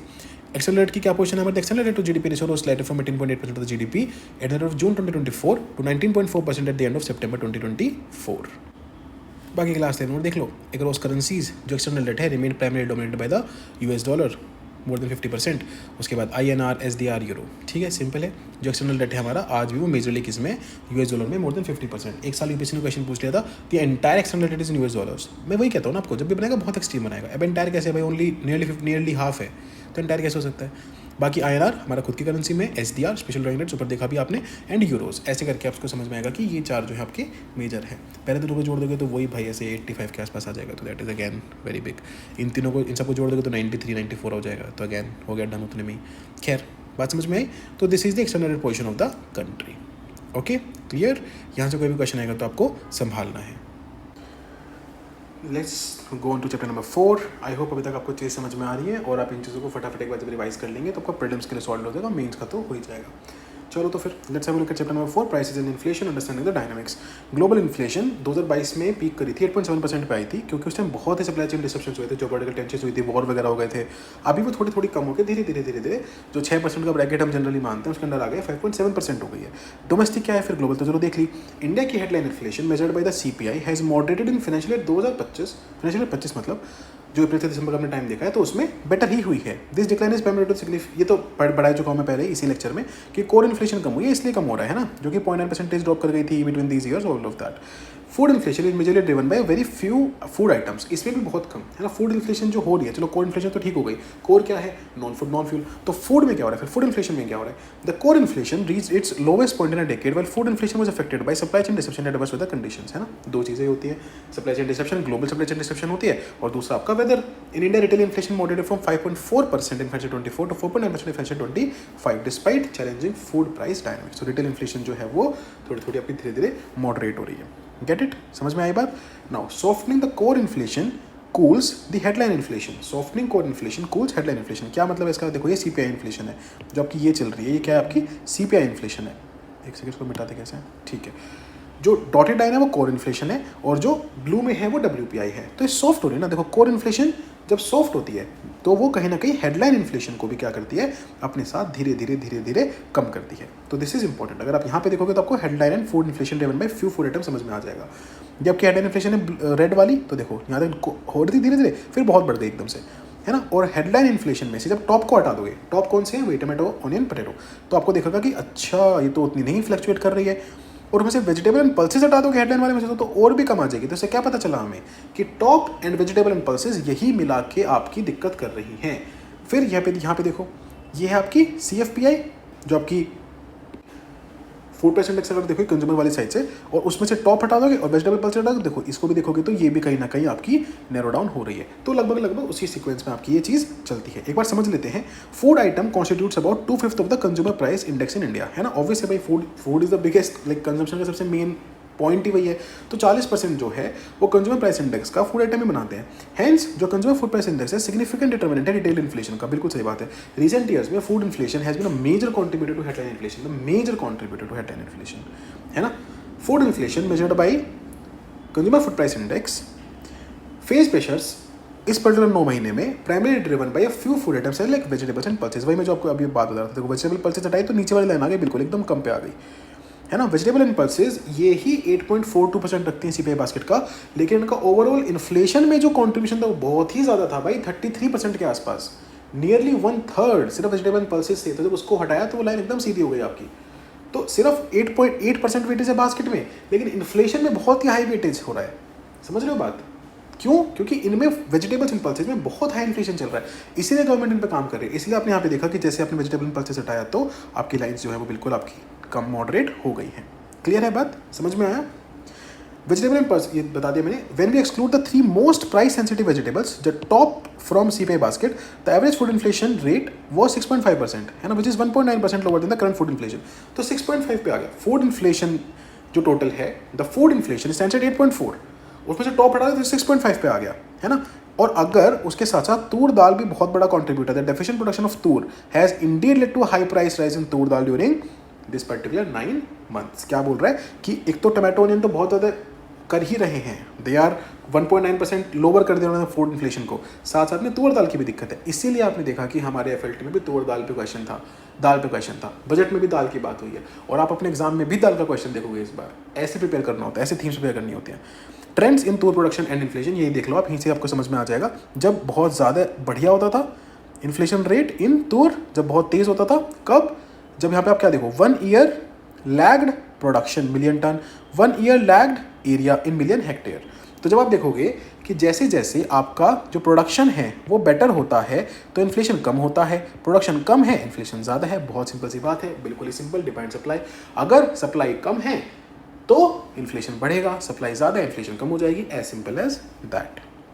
क्लियर है, बात समझ में आई। सो ये यही बता रहे हैं। Then onion and tomato crop calendar, ये तो आई डोंट थिंक इसको बहुत ज़्यादा समझने की बात है, कोई बहुत ज़्यादा इंपॉर्टेंट है ये। प्रोडक्शन में कितना शेयर है खरीफ में और राबी में, राबी में वो तोड़ के बता रखा है। तो याद रखना ज़्यादातर ये राबी वाले सीजन में आपका प्रोडक्शन इसका आता है, ठीक है। तो इसको बस इतना सा याद रखो, यहाँ से उतना ज़्यादा टेंशन लेने की जरूरत नहीं है, but is both a kharif and rabi group, जैसे मैंने आपको पहले ही बताया कि अगर कोई भी बोलता है कि this particular group is only a kharif group, तो उसको आप बहुत जल्दी से सही मत मानिएगा, गलत की तरफ ही टेंडेंसी रखिएगा, क्योंकि ऐसा हो सकता है, इंडिया है बहुत बड़ा लैंडस्केप है कि कोई उसको राबी ग्रुप की तरह भी उगा रहा हो, तो वही चीज़ यहाँ पे भी है, उसमें बहुत ज़्यादा रटने की जरूरत नहीं है। इन द दिसंबर 2024 आरबीआई की monetary policy committee report revised its inflation projection from 4.5 to 4.8%। तो जो ये फाइनेंशियल ईयर रहा है इसमें 4.8% आरबीआई ने बोला है कि इन्फ्लेशन रहेगी, तो आज की इसी के आसपास आ जाएगी। Assuming a normal monsoon no further external policy RBI expects headline inflation to be 4.2% in the upcoming financial year. जो अपकमिंग फाइनेंशियल ईयर है इसमें आरबीआई कह रहे हैं कि भाई मॉनसून अगर ठीक रहा तो 4.2 तक आ जाएगी, और IMF ने बोला है कि प्रोजेक्टेड हमारी ही 4.4 एंड 4.1। ठीक है, तो हम तो खैर थोड़े से ज़्यादा ही बोल रहे हैं, हम तो 4.8 और 4.2 बोल रहे हैं, IMF ने तो और भी कम किया है, तो 4% पे आ गए तो फिर नॉर्मल है यार, 4% तक आ गए तो इतनी दिक्कत नहीं है। वैसे 4+-2 होता है, but 3.5 to 4.5 is the best range, तो वहाँ पे आएगी तो बढ़िया चलेगी, है, क्योंकि फिर इन्फ्लेशन को मतलब जो इन्फ्लेशन है वो सब आराम से बीट हो जाती है फिर with your normal growth rate. अभी सोचो ना, अगर 7% पे इन्फ्लेशन चल रही है, साथ में आपकी GDP ग्रो नहीं हो रही, तो भाई कहाँ से बीट कर लोगे आप इन्फ्लेशन को, तो फिर तो इसका मतलब इन्फ्लेशन ड्रिवन ही है जो भी ग्रोथ हो रही है, तो that is a important point. I hope ये बात सबको क्लियर हो गई है जो भी हमने यहाँ पे पढ़ी है। ओके क्लियर, चलिए फिर let's move to the chapter number 5, medium term outlook, the deregulation drives growth. आपको डीरेगुलेट करना पड़ेगा, बहुत इंपॉर्टेंट पॉइंट है भैया। डीरेगुलेशन देखते हैं कैसे होता है। India's medium term outlook to realise its economic aspirations of becoming the Viksit Bharat at the time of the centenary of independence, मतलब 100 साल, India needs to achieve a growth rate of around 8% at constant prices. बोला मैंने ये है ना, अगर अपने economic aspirations को ठीक करना है तो इंडिया को 8% तक तो ग्रो करना ही पड़ेगा ऑन एवरेज, कम से कम अगले 2 डेकेड्स तक। 2 डेकेड्स आपका वही हो गया 2025, 2 डेकेड हो गया आपके 2045, 47-45 आ गया। ठीक है, IMF का वर्ल्ड इकोनॉमिक आउटलुक कहता है कि इंडिया $5 ट्रिलियन इकोनॉमी बन जाएगी फाइनेंशियल 28 तक, है ना, and reach a size of 6 trillion by financial year 30। This translates into an annual growth rate of nearly 10%। मतलब ये जो 25 से 30 का बीच का पीरियड है, इसमें हम 10% के आसपास से ग्रो करेंगे ऑन एवरेज। तो अभी नहीं कर रहे हैं तो आगे करेंगे, बढ़ेगी हमारी इकोनॉमी धीरे धीरे, तो हम bye the end of this particular decade $6 trillion पे बैठे होंगे, है ना, 5 पे कब बैठे होंगे, 28 में। बढ़िया बात है भाई। तो अब देखो, मतलब अगले इलेक्शन से पहले आप ऑलरेडी $5 ट्रिलियन इकोनॉमी बन जाओगे, तो गवर्नमेंट का टारगेट भी पूरा हो गया, और वो चीज़ इलेक्शन में भी यूज हो जाएगी। To put this in the context, 30 years between 94 और 24 इंडिया का जो GDP है वो कंपाउंड एनुअल रेट है ना, मतलब अगर एवरेज निकाल के देखें तो 8.9% से ग्रो हुआ है। तो IMF कह रहा है कि भाई आप आगे इससे बेटर कर सकते हो ना। आप जब उन ईयर्स में, जब ग्लोबल फाइनेंशियल क्राइसिस भी आया, बहुत दिक्कतें आई, अनस्टेबल गवर्नमेंट्स भी थी बीच बीच में, ऐसे टाइम पे अगर आपका जो GDP है वो 8.9% से ग्रो कर सकता है पिछले 30 सालों में, तो अगले आने वाले टाइम पे भी 10.2% से कर ही सकता है। बहुत बड़ी डील नहीं है। ग्लोबल ट्रेड ग्रोथ क्या है? In 1980 the global trade accounted for about 39% of the world GDP। By 2012 this share rise to 60%, reflecting the deep integration of the global market. बहुत इंपॉर्टेंट डेटा कि दुनिया भर में हम कितना भी बोल रहे हैं प्रोटेक्शनिज्म बढ़ रहा है, लेकिन जो ग्लोबल ट्रेड है वो भी इंक्रीज ही हो रही है। तो अगर आप देखोगे तो दुनिया भर की, है ना, जो दुनिया भर की जो वर्ल्ड की GDP है उसका 60%, आज के 2012 की बात है, 2012 तक उसका 60% हो गया था, और अभी भी ये नंबर बढ़ा ही होगा फर्दर, इससे कम तो नहीं हुआ होगा। I am hoping so. Then FDI, जब नंबर आ जाएगा तो पता चल जाएगा। FDI, the global FDI inflows grew from $54 billion in 1980 to $1.5 trillion in 2019, shocking से increasing growth of multinational corporation, cross border investment. बहुत ऑब्वियस बात है भाई, ये तिगना हो गया, है ना, 54 से 1.5 हो गया, तिगना हो गया ये। तो ये क्या दिखा रहा है कि भाई जो ये पिछले कुछ साल रहे हैं, इसमें जो ग्लोबल इकोनॉमिक इंटीग्रेशन है, जो MNCs का इंटीग्रेशन इनटू वेरियस कंट्रीज, जो MNCs इन्वेस्ट करें इनटू वेरियस कंट्रीज, वो बहुत तेजी से बढ़ रहा है। Economic growth and poverty reduction, जो ग्लोबल इकोनॉमी है, grow from $11 trillion to 100 trillion, है ना, इन 2022। तो 100 ट्रिलियन क्रॉस करके थी भाई 2022 में, नॉमिनल ऑब्वियसली, ठीक है। और चाइना का डोमिनेशन है in the year 2000, the US and it's allies accounted for the overwhelming majority of the global industrial production, with China at just 6% even after 2 decades of rapid growth। और उसके 30 साल बाद UNIDO ने project किया कि China will account for 45% of all the global manufacturing, single-handedly matching or outmatching the US and its allies। This is called supreme growth। supreme growth भाई, मतलब global industrial production का सिर्फ 6% था चाइना, जबकि 2 decade rapid grow किया था उससे पहले। उसके बाद, है ना, अगर आप देखोगे उसके बाद कंपेयर करके देखोगे तो अभी 2025-25 में जब हम बैठे हैं तो चाइना दुनिया भर के ग्लोबल मैन्युफैक्चरिंग का 45%, नियरली हाफ, 5 से 45 मान लो आप कहीं ना कहीं, बहुत बिग डील है भाई। Just about 60% of the world's wind install capacity source from China. China also houses nearly 80% of the world's battery manufacturing, जो कि ये एनर्जी ट्रांजिशन में सबसे इंपॉर्टेंट है, जो जस्ट ट्रांजिशन एनर्जी ट्रांजिशन की बात कर रहे हो। On the solar front China control the supply of primary materials, manufacturing, install capacity, recycling capacity, और 80%, है ना, जो आपका पूरा फोटोवोल्टिक चलता है इसका 80% मेन कंपोनेंट चाइना से ही आ रहा है भाई। चाइना की कंपनीज प्रोसेस करते हैं 70% of the world's rare earth mineral, जो क्रिटिकल रिसोर्स है हाई स्टोरेज बैटरीज के लिए, जिस पर आपका पूरा का पूरा आने वाला ईवी टिका हुआ है, इस पर आपका एनर्जी ट्रांजिशन टिका हुआ है।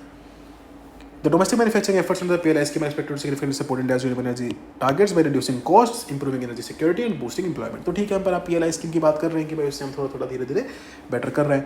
इंडिया अभी के लिए 75% लिथियम आयन बैटरी चाइना से ही मंगाता है and has near negligible production capacity for key companies like polysilicon, ingots and wafers. हम बात कर रहे हैं अभी फैब लैब्स लगाएंगे वो लगाएंगे, लेकिन that is going to take a lot of time and India is genuinely lagging behind in these particular sectors and we genuinely need to grow quickly in these particular sectors. अभी पीयूष गोयल जी का statement भी आया ना कि भाई ये जो नए नए स्टार्टअप खोल रहे हो और फूड डिलीवरी कर रहे हो, कोई वीगन आइसक्रीम बना रहे हो, ये सब तो ठीक है, लेकिन ये सब तो बिजनेस है। एक्चुअली इनोवेशन एक्चुअल स्टार्टअप तो कहाँ होंगे, सेमीकंडक्टर एआई में होंगे, तो वो अब कम करेंगे। So that is a very important thing, and we have to look at that particular thing. Implications for India's growth prospects. विकसित Bharat 2047 envisions India as a developed nation by 2047.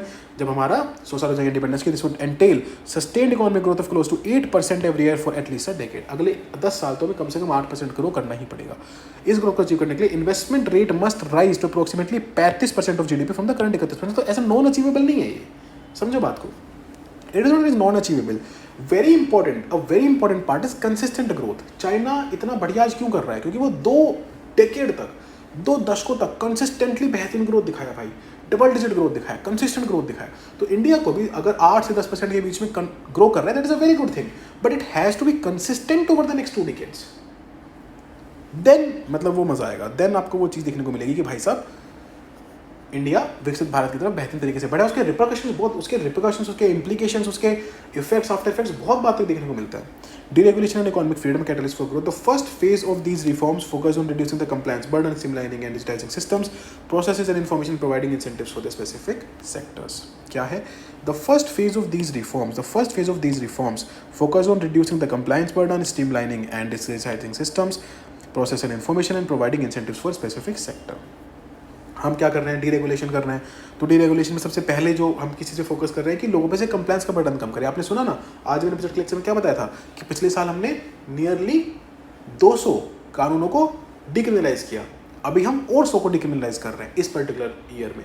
तो दिस अ गुड थिंग है ना, compliance burden कम करना है भाई, ताकि ease of doing business हो सके, स्ट्रीमलाइन करो, डिजिटाइज करो सिस्टम्स को, राइट। इंसेंटिव्स दो सेक्टर्स के लिए, तो this becomes entirely important. Ease of doing business 2.0 undertaking systemic deregulation, है ना, ये पूरा फेज 1 दिखाता है। कंप्लायंस बर्डन कम करो, स्ट्रीमलाइन करो सिस्टम्स को, डिजिटाइज करो, इंसेंटिव्स दो। फिर फेज 2 में क्या करो? लिबरलाइज करो चीज़ों को, है ना, minimum necessary maximum feasible norms लेके आओ, है ना, आप बेयर मिनिमम इतना कर लो, है ना। We will liberalise standards, we will liberalise the controls. Then legal safeguard लगाएंगे एनफोर्समेंट के लिए, ensuring due process of hierarchy of safeguard, है ना। सेफ गार्ड रहेंगे लेकिन वो बहुत ही ओवर रेगुलेशन नहीं रहेगा। टैरिफ कम करेंगे, फीस कम करेंगे, है ना। Use risk based regulation, tailor the legal norms to risk profile, involve third parties, है ना, प्राइवेट पार्टीज को इन्वॉल्व करो, थर्ड पार्टीज को इन्वॉल्व करो, ताकि आप रिस्क बेस्ड रेगुलेशन कर सको। ऐसा नहीं कि किसी कोई मतलब बेसिक इन्वेस्टमेंट भी कर रहा है और उस पर भी बहुत ज़्यादा रेगुलेशन है, तो किसी का बहुत हैवी रिस्क इन्वेस्टमेंट है तो उस पर ज़्यादा रेगुलेशन हो। तो रिस्क बेस्ड आपके रेगुलेशंस होने चाहिए। लीगल नॉर्म्स को आप रिस्क प्रोफाइल के हिसाब से लगाओ, कि कोई बहुत अंदर पैसा कमा रहा है, बहुत रिस्क लगा रहा है, तब देखो ना भाई कि इनसाइडर ट्रेडिंग तो नहीं कर रहा। सबको अम्ब्रेला के टर्म्स में, मैं सिर्फ एक कॉन्टेक्चुअल एग्जांपल दे रहा हूँ, सबको एक अम्ब्रेला के टर्म में क्यों देख रहे हो कि भाई सबको उतने कंप्लायंस करना है? देखो ना, साइज देखो उसका, उसके हिसाब से देखो कि उस पर क्या कंप्लायंस आपको लगाना है, क्या रेगुलेशन लगाना है, क्या लो लगाना है, दैट बिकम्स इंपॉर्टेंट। तो this will be very important, ये आपका मेंस के लिए इंपॉर्टेंट है obviously, deregulation and economic freedom. Clear हो गया? Now let's move to chapter number 6, investment and infrastructure. Let's keep it going. Okay, investment infrastructure हमें चाहिए। कैपिटल एक्सपेंडिचर, इंडिया का डेवलपमेंट एस्पिरेशन रिक्वायर्स करता है कि सब्सटेंशियल इन्वेस्टमेंट हो इंफ्रास्ट्रक्चर में ओवर द नेक्स्ट डेकेड, है ना, अगले 10 साल कम से कम। Reflecting this intent, the capital expenditure by the government of the major infrastructure sectors has increase at a trend rate of 38.8% from financial year 20 to financial 24 से। तो बिल्कुल सही बात है, मैंने थोड़ी देर पहले आपको बताया कि गवर्नमेंट कैपिटल एक्सपेंडिचर बहुत ज़बरदस्त कर रही है, खासकर union government. The government has also instituted many complementary mechanisms. इस चीज़ को तेज करने के लिए 2 चीज़ें तो बहुत इंपॉर्टेंट है, एक आपकी एनआईपी, एक आपकी एनएमपी। एनआईपी क्या, नेशनल इंफ्रास्ट्रक्चर पाइपलाइन, ये लॉन्च हुई थी फॉरवर्ड लुकिंग अप्रोच के साथ, targeted a projected infrastructure investment of around 111 lakh crore from financial year 20 to financial year 25। 111 lakh crore, है ना, targeting a projected infra investment of around 111 lakh crore, कि भाई हम इंफ्रा जो मतलब ये 5 साल गए हैं, इसमें 111 लाख करोड़ हम सिर्फ इंफ्रास्ट्रक्चर में डालेंगे। To boost private investment in the brownfield assets, national monetisation pipeline was launch in 2021। This initiative laid down the framework for monetisation policy and identified a pipeline of potential core assets with an indicative value of 6 lakh crore for the period 22 to again 25। ठीक है, तो national monetisation pipeline और national infrastructure pipeline, ये दो बहुत important चीज़ें हैं। एक आपका जो नेशनल इंफ्रास्ट्रक्चर पाइपलाइन है वो इंफ्रास्ट्रक्चर इन्वेस्टमेंट के लिए है, और नेशनल मोनेटाइजेशन पाइपलाइन है वो ब्राउनफील्ड प्रोजेक्ट्स के लिए। ब्राउनफील्ड मैंने समझाया था, ग्रीनफील्ड जो बिल्कुल स्क्रैच से बनाओ, ब्राउनफील्ड जब आप एग्जिस्टिंग वालों को थोड़ा बेटर करने की कोशिश कर रहे हो, ठीक है। तो ये देख सकते हो आप progress in the capital expenditure infrastructure sectors, इसको देख सकते हो आप कि कहाँ कहाँ कितना कितना पैसे जा रहे हैं, percentage of actuals up to November to financial year 25 the budgetary estimate. तो इसको आप समझ सकते हो, पोर्ट्स एंड शिपिंग और सिविल एविएशन, रेलवेज है ना, इन तीनों चीज़ों पे काफ़ी बढ़िया पैसा जा रहा है। पोर्ट्स, सिविल मतलब पोर्ट, सबसे पहले पोर्ट, पानी, हवा और रेल, मतलब ये मोड्स ऑफ कम्युनिकेशन है ना, तो इस पर बढ़िया पैसा आपका जा रहा है। Then water, power, road, rural development and urban affairs, दो जो है सबसे आखिर में आते हैं। And these are the major infrastructure ones. इसमें वाटर सैनिटेशन हटा दोगे अगर तो, और ये पावर हटा दोगे तो ये चारों तो आपके मोड ऑफ कम्युनिकेशन ही है। Clear sir. Physical connectivity, recent initiatives in rail system क्या क्या है, गति शक्ति, मल्टी मोडल कार्गो टर्मिनल है ना, zero net carbon emission. Indian railway का टारगेट है कि 30 गीगावाट ऑफ रिन्यूएबल एनर्जी है ना by 2030 by the end of the decade, under 375 megawatt of solar, 103 of wind, ये ऑलरेडी हमारी हो गई है। 30 gigawatt of renewable energy Indian railway का टारगेट है। तो net zero carbon emission, major economic corridors है ना, 3 railway corridor mapped on the PM गति Shakti portal already. Then the road transport, India total road network of 63 lakh kilometre including the national highway network of इतना, ये सब ठीक है। The national highway network दो comparison only 2% of the total network, yet it carries 40% of the road freight traffic है ना, जो सामान का आवागमन होता है। तो ऑब्वियसली भाई, क्योंकि अब अंदर की रोड्स पे थोड़ी सामान चलेगा, नेशनल हाईवेज पे चलेगा, तो 2% ही है ओवरऑल रोड्स का, लेकिन 40% फ्रेट उससे जाता है। National industrial corridor development programme is to create advanced industrial cities in India, positioning them as major manufacturing investment hubs. Basic है, सिंपल पॉइंट। पावर सेक्टर को देख लेते हैं। The power sector network continues to expand with installed capacity rising by 7.2% year on year है ना। जो power sector है, power sector का पूरा नेटवर्क है, it continues to expand, installed capacity भी बढ़ रही है हमारी। Bye the end of December 2024 the countries total renewable energy installed capacity increase by 15.8%, और अब हम कहाँ पहुँच गए, 200 गीगावाट क्रॉस हो गया। तो बस आपको इतना याद रखना है कि इट इज ऑलरेडी क्रॉस्ड, जो total renewable energy installed capacity है it has already crossed 200 gigawatt, बस इतनी बात याद रखना, इतने से क्वेश्चन आ जाएगा। रिन्यूएबल एनर्जी अब इंडिया के टोटल इंस्टॉल्ड कैपेसिटी का 47% है, बहुत बढ़िया चीज़ है ना। धीरे धीरे आपका आप देखोगे, आप अगले 2 साल में 50 के ऊपर चला जाएगा। This is a good deal है, बहुत बड़ी बात है, ठीक है। Growing reliance on the renewable से आप समझ सकते हो कि भाई फोसिल, देखो पहले फोसिल 60% से ज़्यादा था, अभी फोसिल 50 के आसपास आ गया। तो हम देख रहे हैं कि किस तरीके से नॉन फोसिल या फिर जो रिन्यूएबल है वो बेहतर हो रहा है। टोटल इंस्टॉल्ड कैपेसिटी देख सकते हो आप 209, मतलब 200 जो क्रॉस किया उसमें से सबसे मेजर तो आपका सोलर ही है, फिर दूसरे नंबर पे विंड है, सॉरी दूसरे नंबर पे आपका हाइड्रो है। अभी हाइड्रो क्यों है दूसरे नंबर पे, क्योंकि इसमें स्मॉल एंड बिग दोनों हाइड्रो मिला के है। तीसरे नंबर पे आपका विंड है, चौथे पे आपका बायो एनर्जी है। न्यूक्लियर इसमें इसलिए बहुत कम है क्योंकि न्यूक्लियर इंडिया में अभी हमने उतना टैप किया ही नहीं है। तो पहले पे सोलर, दूसरे पे हाइड्रो इसलिए दूसरे पे क्योंकि स्मॉल प्लस लार्ज दोनों मिला के हैं, तीसरे पे विंड, चौथे पे बायो। डिजिटल कनेक्टिविटी, टेलीकम्युनिकेशन है ना, 5G सर्विसेज इंडिया में आ गई हैं obviously along with the introduction of new policies aimed enhancing telecommunication infrastructure user experience. इसने बहुत ही क्रूशियल रोल प्ले किया है। By 31 October 2024 5G services were launched in all states and UTs. Currently 5G services available in 779 out of 783 districts है ना। 783 में से, ये लास्ट का 10 हटा देना, पता नहीं क्या लिख दिया ये, 783 में से 779 डिस्ट्रिक्ट्स है ना। हर स्टेट में तो आ जाएगा भाई ऑब्वियसली, सिर्फ 4 डिस्ट्रिक्ट्स ऐसी बची हैं जहाँ पे आपका क्या है, आपका अभी तक 5G सर्विसेज रोल आउट नहीं हुआ। और अभी मतलब 31 अक्टूबर की बात है, तो उसके बाद नवंबर, दिसंबर 3 महीने वो, तो 5 महीने हो गए, इनमें से एक आध तो कवर हो ही गई होगी। Now information technology, the GI cloud initiative. अच्छा, पर याद रख लेना, अगर इकोनॉमिक सर्वे ने लाइन लिखी है ना, तब याद रख लेना कि सब में नहीं हुई है। तो अगर बोले कि 5G services are now rolled out for every district of India, तो याद रखना भाई कि सच नहीं है। The GI Cloud Initiative known as Meghraj is a key component of the India's IT strategy aimed at delivering ICT services with cloud computing to central and state utility departments. है ना, मेघराज है ना, क्लाउड के through हम ICT services कैसे बढ़ गए, cloud के थ्रू। देन तो बस नाम याद रख लेना, जो मेघराज है वो किस चीज़ के लिए है, ताकि ICT सर्विसेज आप क्लाउड कंप्यूटिंग के थ्रू दे सके। बस मेघ से वो वर्ड याद हो गया, और गवर्नमेंट कर रही है तो मेघराज, ऐसे करके याद रख लो, ठीक है sir. Now rural infrastructure, the Jal Jeevan Mission aims to ensure long-term water security for rural households by providing reliable access to safe piped drinking water. Only 3 crore of rural households had tapped water connection पहले 2019 में, और वो number अभी बढ़ के 15 करोड़ हो गया, nearly 80%। भाई बहुत बड़ा नंबर है यार, मतलब 80% रूरल हाउसहोल्ड्स टैप्ड वाटर अब ले रहे हैं, सेफ ड्रिंकिंग वाटर ले रहे हैं। मतलब जिन लोगों को पानी सही नहीं मिल रहा, उनको पानी सही मिलने लगा यार। बेसिक नेसेसिटीज़ तो पूरी कर लो। States achieving full coverage of, ये स्टेट्स हैं जो बहुत ही बेहतरीन कर रहे हैं, 8 स्टेट्स। इनमें से आप देखोगे तो अरुणाचल, गोवा, हरियाणा, हिमाचल, गुजरात, पंजाब, तेलंगाना, मिजोरम। जनरली ये उन्हीं स्टेट्स में इनिशियली अचीव होता है जो मतलब साइज में छोटी हैं, क्योंकि आपको कम एरिया कवर करना है ना। अब बड़ी बड़ी स्टेट्स है, यूपी है, तमिलनाडु है, राजस्थान है, महाराष्ट्र है, टाइम लगेगा। गेटिंग इट, एमपी है, टाइम लगेगा। Urban infrastructure, Swachh Bharat mission urban to encourage cities to improve urban sanitation, the government developed 3-4 protocol develop किए गवर्नमेंट ने, ODF, ODF plus, ODF double plus, water plus, to evaluate urban local bodies on standardize parameters of sustainable sanitation, है ना। Urban local bodies को evaluate करने के लिए government ने अलग अलग टारगेट्स आपके अलग अलग आपके पैरामीटर्स बनाए हैं। सबसे पहले ODF सर्टिफाइड कब होता है? Complete access to toilets by citizens and ensuring that nobody goes out for open defecation at any time of day और नाइट। दिन या रात कभी भी कोई ओपन डेफिकेशन अगर नहीं कर रहे तो ODF हो गए आप, ठीक है। ODF प्लस कब हो गए? ODF तो होना ही चाहिए। प्लस सारे जो टॉयलेट्स आपने बनाए हैं, कम्युनिटी पॉल्यूटर्स जो बनाए हैं, वो क्लीन है, हाइजीनिक है, फंक्शनिंग है, ठीक है, तो ODF प्लस हो गए। ODF प्लस प्लस जिस भी बच्चे के डाइट में स्वच्छता लिखी रहती है, मैं उससे सबसे पूछता था क्राइटेरिया। ODF डबल प्लस क्या होता है? ODF प्लस भी हैं आप, प्लस जो जितना भी फीकल स्लज जा रहा है वो सेफली कंटेन किया जा रहा है, ट्रांसपोर्ट किया जा रहा है, ट्रीट किया जा रहा है ना, और कोई भी ओपन में डिस्चार्ज नहीं किया जा रहा। देन आप ODF डबल प्लस हो गए। और वाटर प्लस जो सबसे हाईएस्ट है वो क्या है, जिसमें सिर्फ और सिर्फ अभी 64 अर्बन लोकल बॉडीज हैं, 64 ओनली, वो क्या है? ODF डबल प्लस भी है। आप साथ साथ में नो अनट्रीटेड लिक्विड वेस्ट, चाहे वेस्ट वाटर भी क्यों ना हो, उसको आप प्रॉपर ट्रीटमेंट के बिना, है ना, मैक्सिमम रीयूज करके, ट्रीटमेंट करके उस वेस्ट वाटर को आप यूटिलाइज कर रहे हो, है ना, उसको ट्रीट कर रहे हो और मैक्सिमम को वापस से यूटिलाइज कर रहे हो। So that becomes water plus. ODF, ODF plus, ODF double plus and water plus, these are the criteria. इसको याद रख लेना, मैच वैच करने के लिए आ जाएगा, बहुत इंपॉर्टेंट है, ठीक है सर। अगला आपका टूरिज्म इंफ्रास्ट्रक्चर। सबसे पहले प्रसाद स्कीम बहुत पुरानी चल रही है। Prasad aims to develop tourism infrastructure identified pilgrimage destinations and heritage cities, ठीक है। इसमें स्वदेश दर्शन भी है ताकि हम टूरिस्ट डेस्टिनेशंस के डेवलपमेंट को इंटीग्रेट डेवलपमेंट कर सके, उनका थीम बेस्ड सर्किट डेवलप कर सके, Buddha circuit, Ram circuit, Ayodhya circuit, है ना, ऐसे ऐसे करके Jain circuit, all of that भी आप डेवलप कर सको। ये Gandhi circuit and all of that, हालांकि गांधी सर्किट टूरिज्म डेस्टिनेशन में अभी उन्होंने शायद डेवलप बात तो चल रही थी, पता नहीं किया नहीं किया, but theme based tourist circuit develop करना है basically. Then comes space infrastructure. India currently operates 56 active space assets, including 19 communication satellite, 9 navigation, 4 scientific, 24 earth observation. सबसे ज़्यादा क्या है? Earth observation. दूसरे नंबर पे कम्युनिकेशन। टोटल हमारे अभी स्पेस में कितने एसेट्स घूम रहे हैं इंडिया के? 56। इसरो ने अपनी कैपेबिलिटी बहुत तेज से इंक्रीज कर ली है। स्मॉल सैटेलाइट लॉन्च व्हीकल अपने उसमें SSLV ऐड कर लिया है। पहले सिर्फ वो GSLV बेचने देखते हैं, अभी SSLV भी देखते हैं।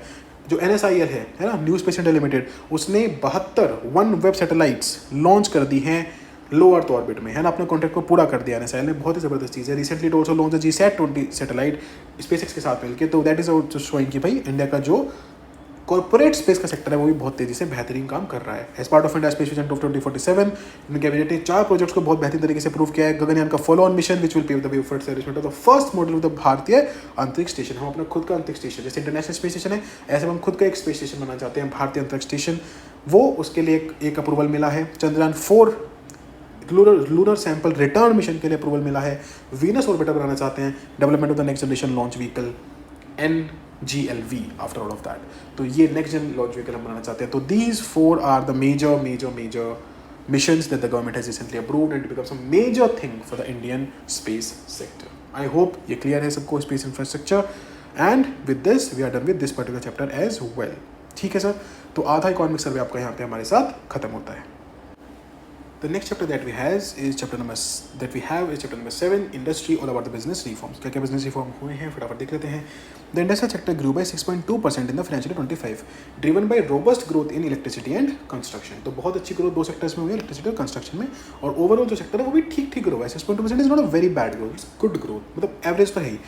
इंडिया कॉन्ट्रीब्यूट करता है दुनिया भर की मैन्युफैक्चरिंग का सिर्फ 2.8%, चाइना 28.8%, मतलब डेसिमल का शिफ्ट सीधा भाई साहब गजब, सीधा 10%, 10 गुना भाई गजब यार।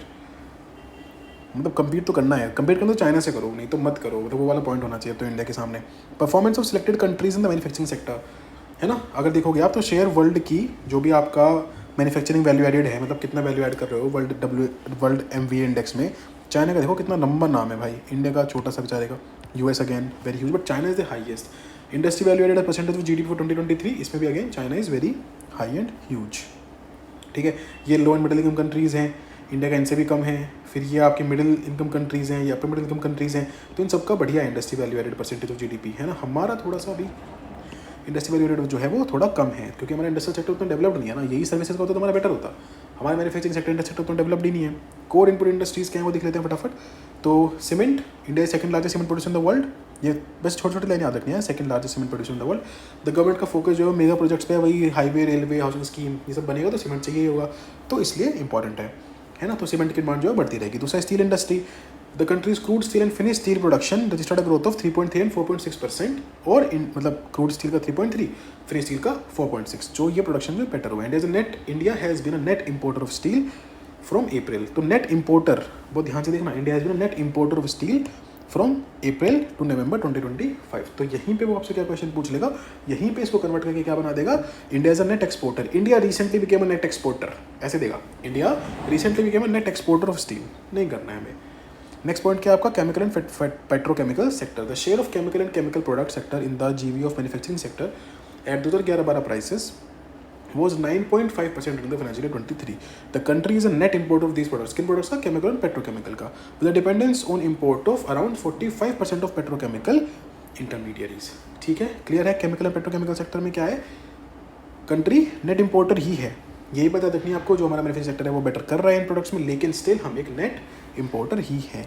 तो यहाँ पे भी नेट इंपोर्टर, यहाँ पे भी डिपेंडेंस ऑन इम्पोर्ट्स, ठीक है, नेट इंपोर्टर। कैपिटल गुड्स की बात देख लेते हैं। Capital good, the government has been actively promoting SMI, है ना, क्या है, smart manufacturing and industry 4.0, supporting the establishment of smart advance manufacturing rapid transformation hub, है ना, smart advance manufacturing and rapid transformation hub, Samarth Udyog centres at various institutions. तो हम क्या कर रहे हैं, समर्थ उद्योग सेंटर्स लगा रहे हैं, है ना, ताकि एडवांस मैन्युफैक्चरिंग करवा सकें, रैपिड ट्रांसफॉर्मेशन हब बनवा सकें। ये सब चीज़ें हम चाह रहे हैं कि हो जाए, तो हमारा जो कैपिटल गुड्स है वो मतलब बेटर करेगा, मैन्युफैक्चरिंग बेटर हो जाएगी, ट्रांसफॉर्मेशन बेटर हो जाएगा, all of that. Automobile industry in financial year 2024, the industry recorded automobile domestic sales growth of 12.5%. Recognizing the sector's potential, the government has extended the PLI scheme by 1 year. ये क्या बोल रहे हैं automobile industry के बारे में? The industry recorded automobile domestic sales growth of 12.5%. Domestic sales growth of 12.5%. और इसी के चलते हमने जो PLI स्कीम है उसको भी 1 साल और इंक्रीज़ कर दिया है। ठीक है, नॉर्मल सी बात है, इतना बहुत आपको याद रखने की जरूरत नहीं है। इसमें इलेक्ट्रॉनिक्स इंडस्ट्री, इलेक्ट्रॉनिक गुड जो है वो बहुत तेज़ी से बढ़ रहे हैं। 1.9 लाख करोड़ के हुआ करते थे 10 साल पहले, आज 9.52 लाख करोड़ के, मतलब 5 गुना बढ़ गए भाई साहब, समझ रहे हो, 5 टाइम्स है ये 2024 में, growing at a CAGR of 17.5%। The country has also drastically reduced it's dependence on smartphone import. सबसे बड़ी बात है, सबसे तगड़ी बात, 99% नाउ मैन्युफैक्चर डोमेस्टिकली। अब जितने भी स्मार्टफोन्स हैं उनके 99% हम अपने खुद के मैन्युफैक्चर करते हैं। However, India's electronic market represents 4% of the global market, largely focused on assembly, with limited progress in design and component manufacturing. बस यही दिक्कत है, हम जो करते हैं वो असेंबल करते हैं, हम असेंबल इन इंडिया कर रहे हैं, हम अभी मैन्युफैक्चरिंग इंडिया एक्चुअली में कर ही नहीं रहे हैं, डिजाइनिंग इन इंडिया कर ही नहीं रहे हैं, वो सब बाहर से होकर आता है अभी भी, हम सिर्फ असेंबल करते हैं, दिक्कत यही है बस। पर ठीक है, प्रोग्रेस का तो बात है ही ना, पहले तो वो भी नहीं कर रहे थे ना, अब तो कम से कम कर रहे हैं, कम से कम असेंबल तो करने लगे। Textile sector accounts for about 11% of the India's manufacturing GVA. India is a leading producer of jute and ranks second globally in cotton, silk and man-made fiber production. ठीक है, तो याद रखिए ना, लीडिंग प्रोड्यूसर ऑफ जूट है और cotton, silk, man-made fibre इनमें second है। 6th largest exporter of textiles and apparel से पहले भी देखा थे, 4% ऑफ द ग्लोबल ट्रेड हम ये जीत के रखते हैं, तो इंडिया अच्छा खासा है, मतलब टेक्सटाइल वाले में बड़े एक्सपोर्टर है। Pharmaceuticals, the Indian pharmaceutical industry is the world's 3rd largest by volume, export account for 50% of the total turnover with its value of 2 lakh crore in financial year 2024. The government has taken various measures to support the sector like PLI and SPI schemes. ठीक है, ये बढ़िया चीज़ है, ये बहुत बढ़िया चीज़ है। India volume के हिसाब से, वैल्यू के हिसाब से नहीं, वॉल्यूम के हिसाब से क्या अंतर होता है, कितनी किलो दवाई भेजी, ऐसे समझ लो वॉल्यूम, और कितने की दवाई भेजी, दैट इज वैल्यू। तो वॉल्यूम के हिसाब से इंडिया 3rd लार्जेस्ट एक्सपोर्टर है, ठीक है, 3rd लार्जेस्ट एक्सपोर्टर है, और टोटल टर्नओवर का 50% तो भाई साहब हम एक्सपोर्ट ही करते हैं। फार्मास्यूटिकल्स हमारा तो इंडिया बहुत टॉप पे है भाई। Currently India holds an estimated 1.5% share of the global medical devices market. Within Asia भी India ranks 4th in terms of market size, following Japan, China and South Korea. ठीक है, clear है बात, समझ में आ गई। तो India 1.5% share of the global medical devices रखता है अपने पास। एशिया के अंदर ही India ranks 4th in the terms of market size, ठीक है, following Japan, China and South Korea. तो मतलब उतना ज़्यादा नहीं है ग्लोबल मेडिकल डिवाइसेस का, मार्केट में उतना बड़ा शेयर नहीं है हमारा, लेकिन इसमें बहुत तगड़ा शेयर है फार्मास्यूटिकल्स में। लेकिन ठीक है, मेडिकल डिवाइसेस में धीरे धीरे बेटर होगा, पोजीशन तो हमारी बेटर हो ही रही है। द पॉइंट इज कि कितनी तेज़ी से बेटर होगी, that is the most important thing, क्योंकि अल्टीमेटली अगर आपको बड़ी इकॉनमी से कम्पीट करना है, जो बड़ी मैन्युफैक्चरिंग इकॉनमी से कम्पीट करना है, तो दिस बिकम्स इंपॉर्टेंट ना। तो that is the only thing that they are playing at. Flourishing innovation amidst aspirations on enhanced R&D। क्या बोल रहा है, एज पर द वीपो रिपोर्ट 2022 इंडिया का 6ठा नंबर है top 10 patent filing office globally. तो वीपो की रिपोर्ट में इंडिया 6ठे नंबर पे है टॉप 10 पेटेंट फाइलिंग ऑफिसेज में ग्लोबली। पेटेंट एप्लीकेशन से लार्ज इन, और किस सेक्टर में, ऑब्वियसली कंप्यूटर सबसे बड़ा, इलेक्ट्रॉनिक्स, मैकेनिकल, बायोमेडिकल, कम्युनिकेशन, इन 4-5 सेक्टर्स में इंडिया के सबसे ज़्यादा R&D हो रहा है, सबसे ज़्यादा पेटेंट फाइल हो रहे हैं। अगर आप देखोगे तो यहाँ पे भी आपको समझ में आ जाएगा। कि सबसे ज़्यादा जो R&D है, R&D सेक्टर वाइज शेयर कितना है, central sector, state sector, higher education, public sector, private sector. तो आप देखोगे तो अभी भी जो सबसे बड़ा शेयर है वो आपका सेंट्रल सेक्टर का ही है ना। तो दिस इज लाइक R&D अभी भी central sector is a major R&D का पूरा जो हैंडल कर रहा है। The funding for R&D in India is predominantly source of government entities. यही दिक्कत है, बड़ी यूनिवर्सिटीज में आप जाओगे, फॉरेन यूनिवर्सिटीज इतनी बड़ी R&D क्यों कर रही हैं, क्योंकि उनके एलुमनाई उनको वापस पैसा देते हैं। इंडिया में है ही नहीं भाई, इसी आप निकल गए बस, you are off. In contrast in most developed and emerging economies, ये मैं बोल रहा था, business enterprises contribute about 50% of the GRD, है ना, यही मैं बोल रहा था। इंडिया में पैसे वापस देते ही नहीं हम लोग। फिर to bridge this gap we need to foster industry academic collaboration, enhance private sector participation, prioritize applied research. इसको हमें बेटर करना पड़ेगा। तो खैर ज्ञान है, ज्ञान पूछा जाता है प्रॉब्लम्स में। MSME देख लेते हैं। The sector plays a crucial role secondary to agriculture, employing 23 crore individuals भाई साहब। और एग्रीकल्चर में देखो, एग्रीकल्चर डिस्गाइज अनएम्प्लॉयमेंट है, तो फिर उसको हटा दोगे तो MSME तो भाई बहुत ही बड़ा है यार, 25 करोड़ के आसपास इंडिविजुअल सिर्फ MSME एम्प्लॉय करता है इंडिया में। और लोग कहते हैं कि MSME मिनिस्ट्री की जो इंपॉर्टेंस है वो कम हो रही है। कहाँ से कम हो रही है भाई? Important initiatives including the MSME cluster development programme, the self reliant India fund, the credit guarantee scheme to increase access to credit, the MSME facilitation council, सब क्या है? ये सब चैंपियन पोर्टल, MSME समाधान, एक वो आया था लोन इन 59 मिनट्स, ये सब आपके MSME के लिए इनिशिएटिव्स हैं। यूपीएससी ने क्वेश्चन ही पूछ लिया था शायद लास्ट ईयर, जितना मुझे याद आ रहा है, what are the major government schemes for MSMEs। तो इंपॉर्टेंट है। स्टेट वाइज पैटर्न देखते हैं इंडस्ट्रियल प्रोडक्शन का। 4 states, western states of Gujarat and Maharashtra and the southern states of Karnataka and Tamil Nadu, account for 43% of total GVA, है ना। Industrial GSV refers to the year financial 23 constant prices of 2011-12, ठीक है, कोई दिक्कत नहीं है। 43% ऑफ टोटल इंडस्ट्रियल GSVA सिर्फ 4 स्टेट से आता है। कौन सी है वो? गुजरात, महाराष्ट्र, कर्नाटक, तमिलनाडु, ठीक है। Gujarat, Maharashtra, Karnataka and Tamil Nadu, these are like top notch states. In contrast, 6 states of the northeast account for only 0.7। अब यार ये क्या कंपैरिजन है? इको सर्वे मतलब कुछ भी दिखाता है। ऑब्वियसली बात है भाई, नॉर्थ ईस्ट में उतना इंडस्ट्रीज लगी ही नहीं हुई है, ना तो वहाँ पे टेरेन है, ना तो वहाँ पे उतना डेवलपमेंट है, तो कहाँ से इतना साइज ही नहीं है? क्या फालतू कंपैरिजन है? नॉर्थ ईस्ट की 6 स्टेट्स, उसमें भी सिक्किम और असम हटा दिया। जो असम सबसे बड़ी स्टेट है वो उसमें भी हटा दी, सिक्किम को जोड़ ले भाई, कुछ भी फर्क नहीं पड़ेगा। क्या ही है? तो 6 states of the north east उसको देखोगे यार आप, तो वो सिर्फ 0.7% ऑफ इंडस्ट्रियल GVA करते हैं। बट जो टॉप 4 स्टेट्स है, गुजरात, महाराष्ट्र, कर्नाटक, तमिलनाडु की, वो 43% ऑफ टोटल GVA कंट्रीब्यूट करती है। तो बिग डील है, यहीं पे उसका पैटर्न दिखा रखा है। Alright, so with this we are also done with the chapter number 7 of the economic survey.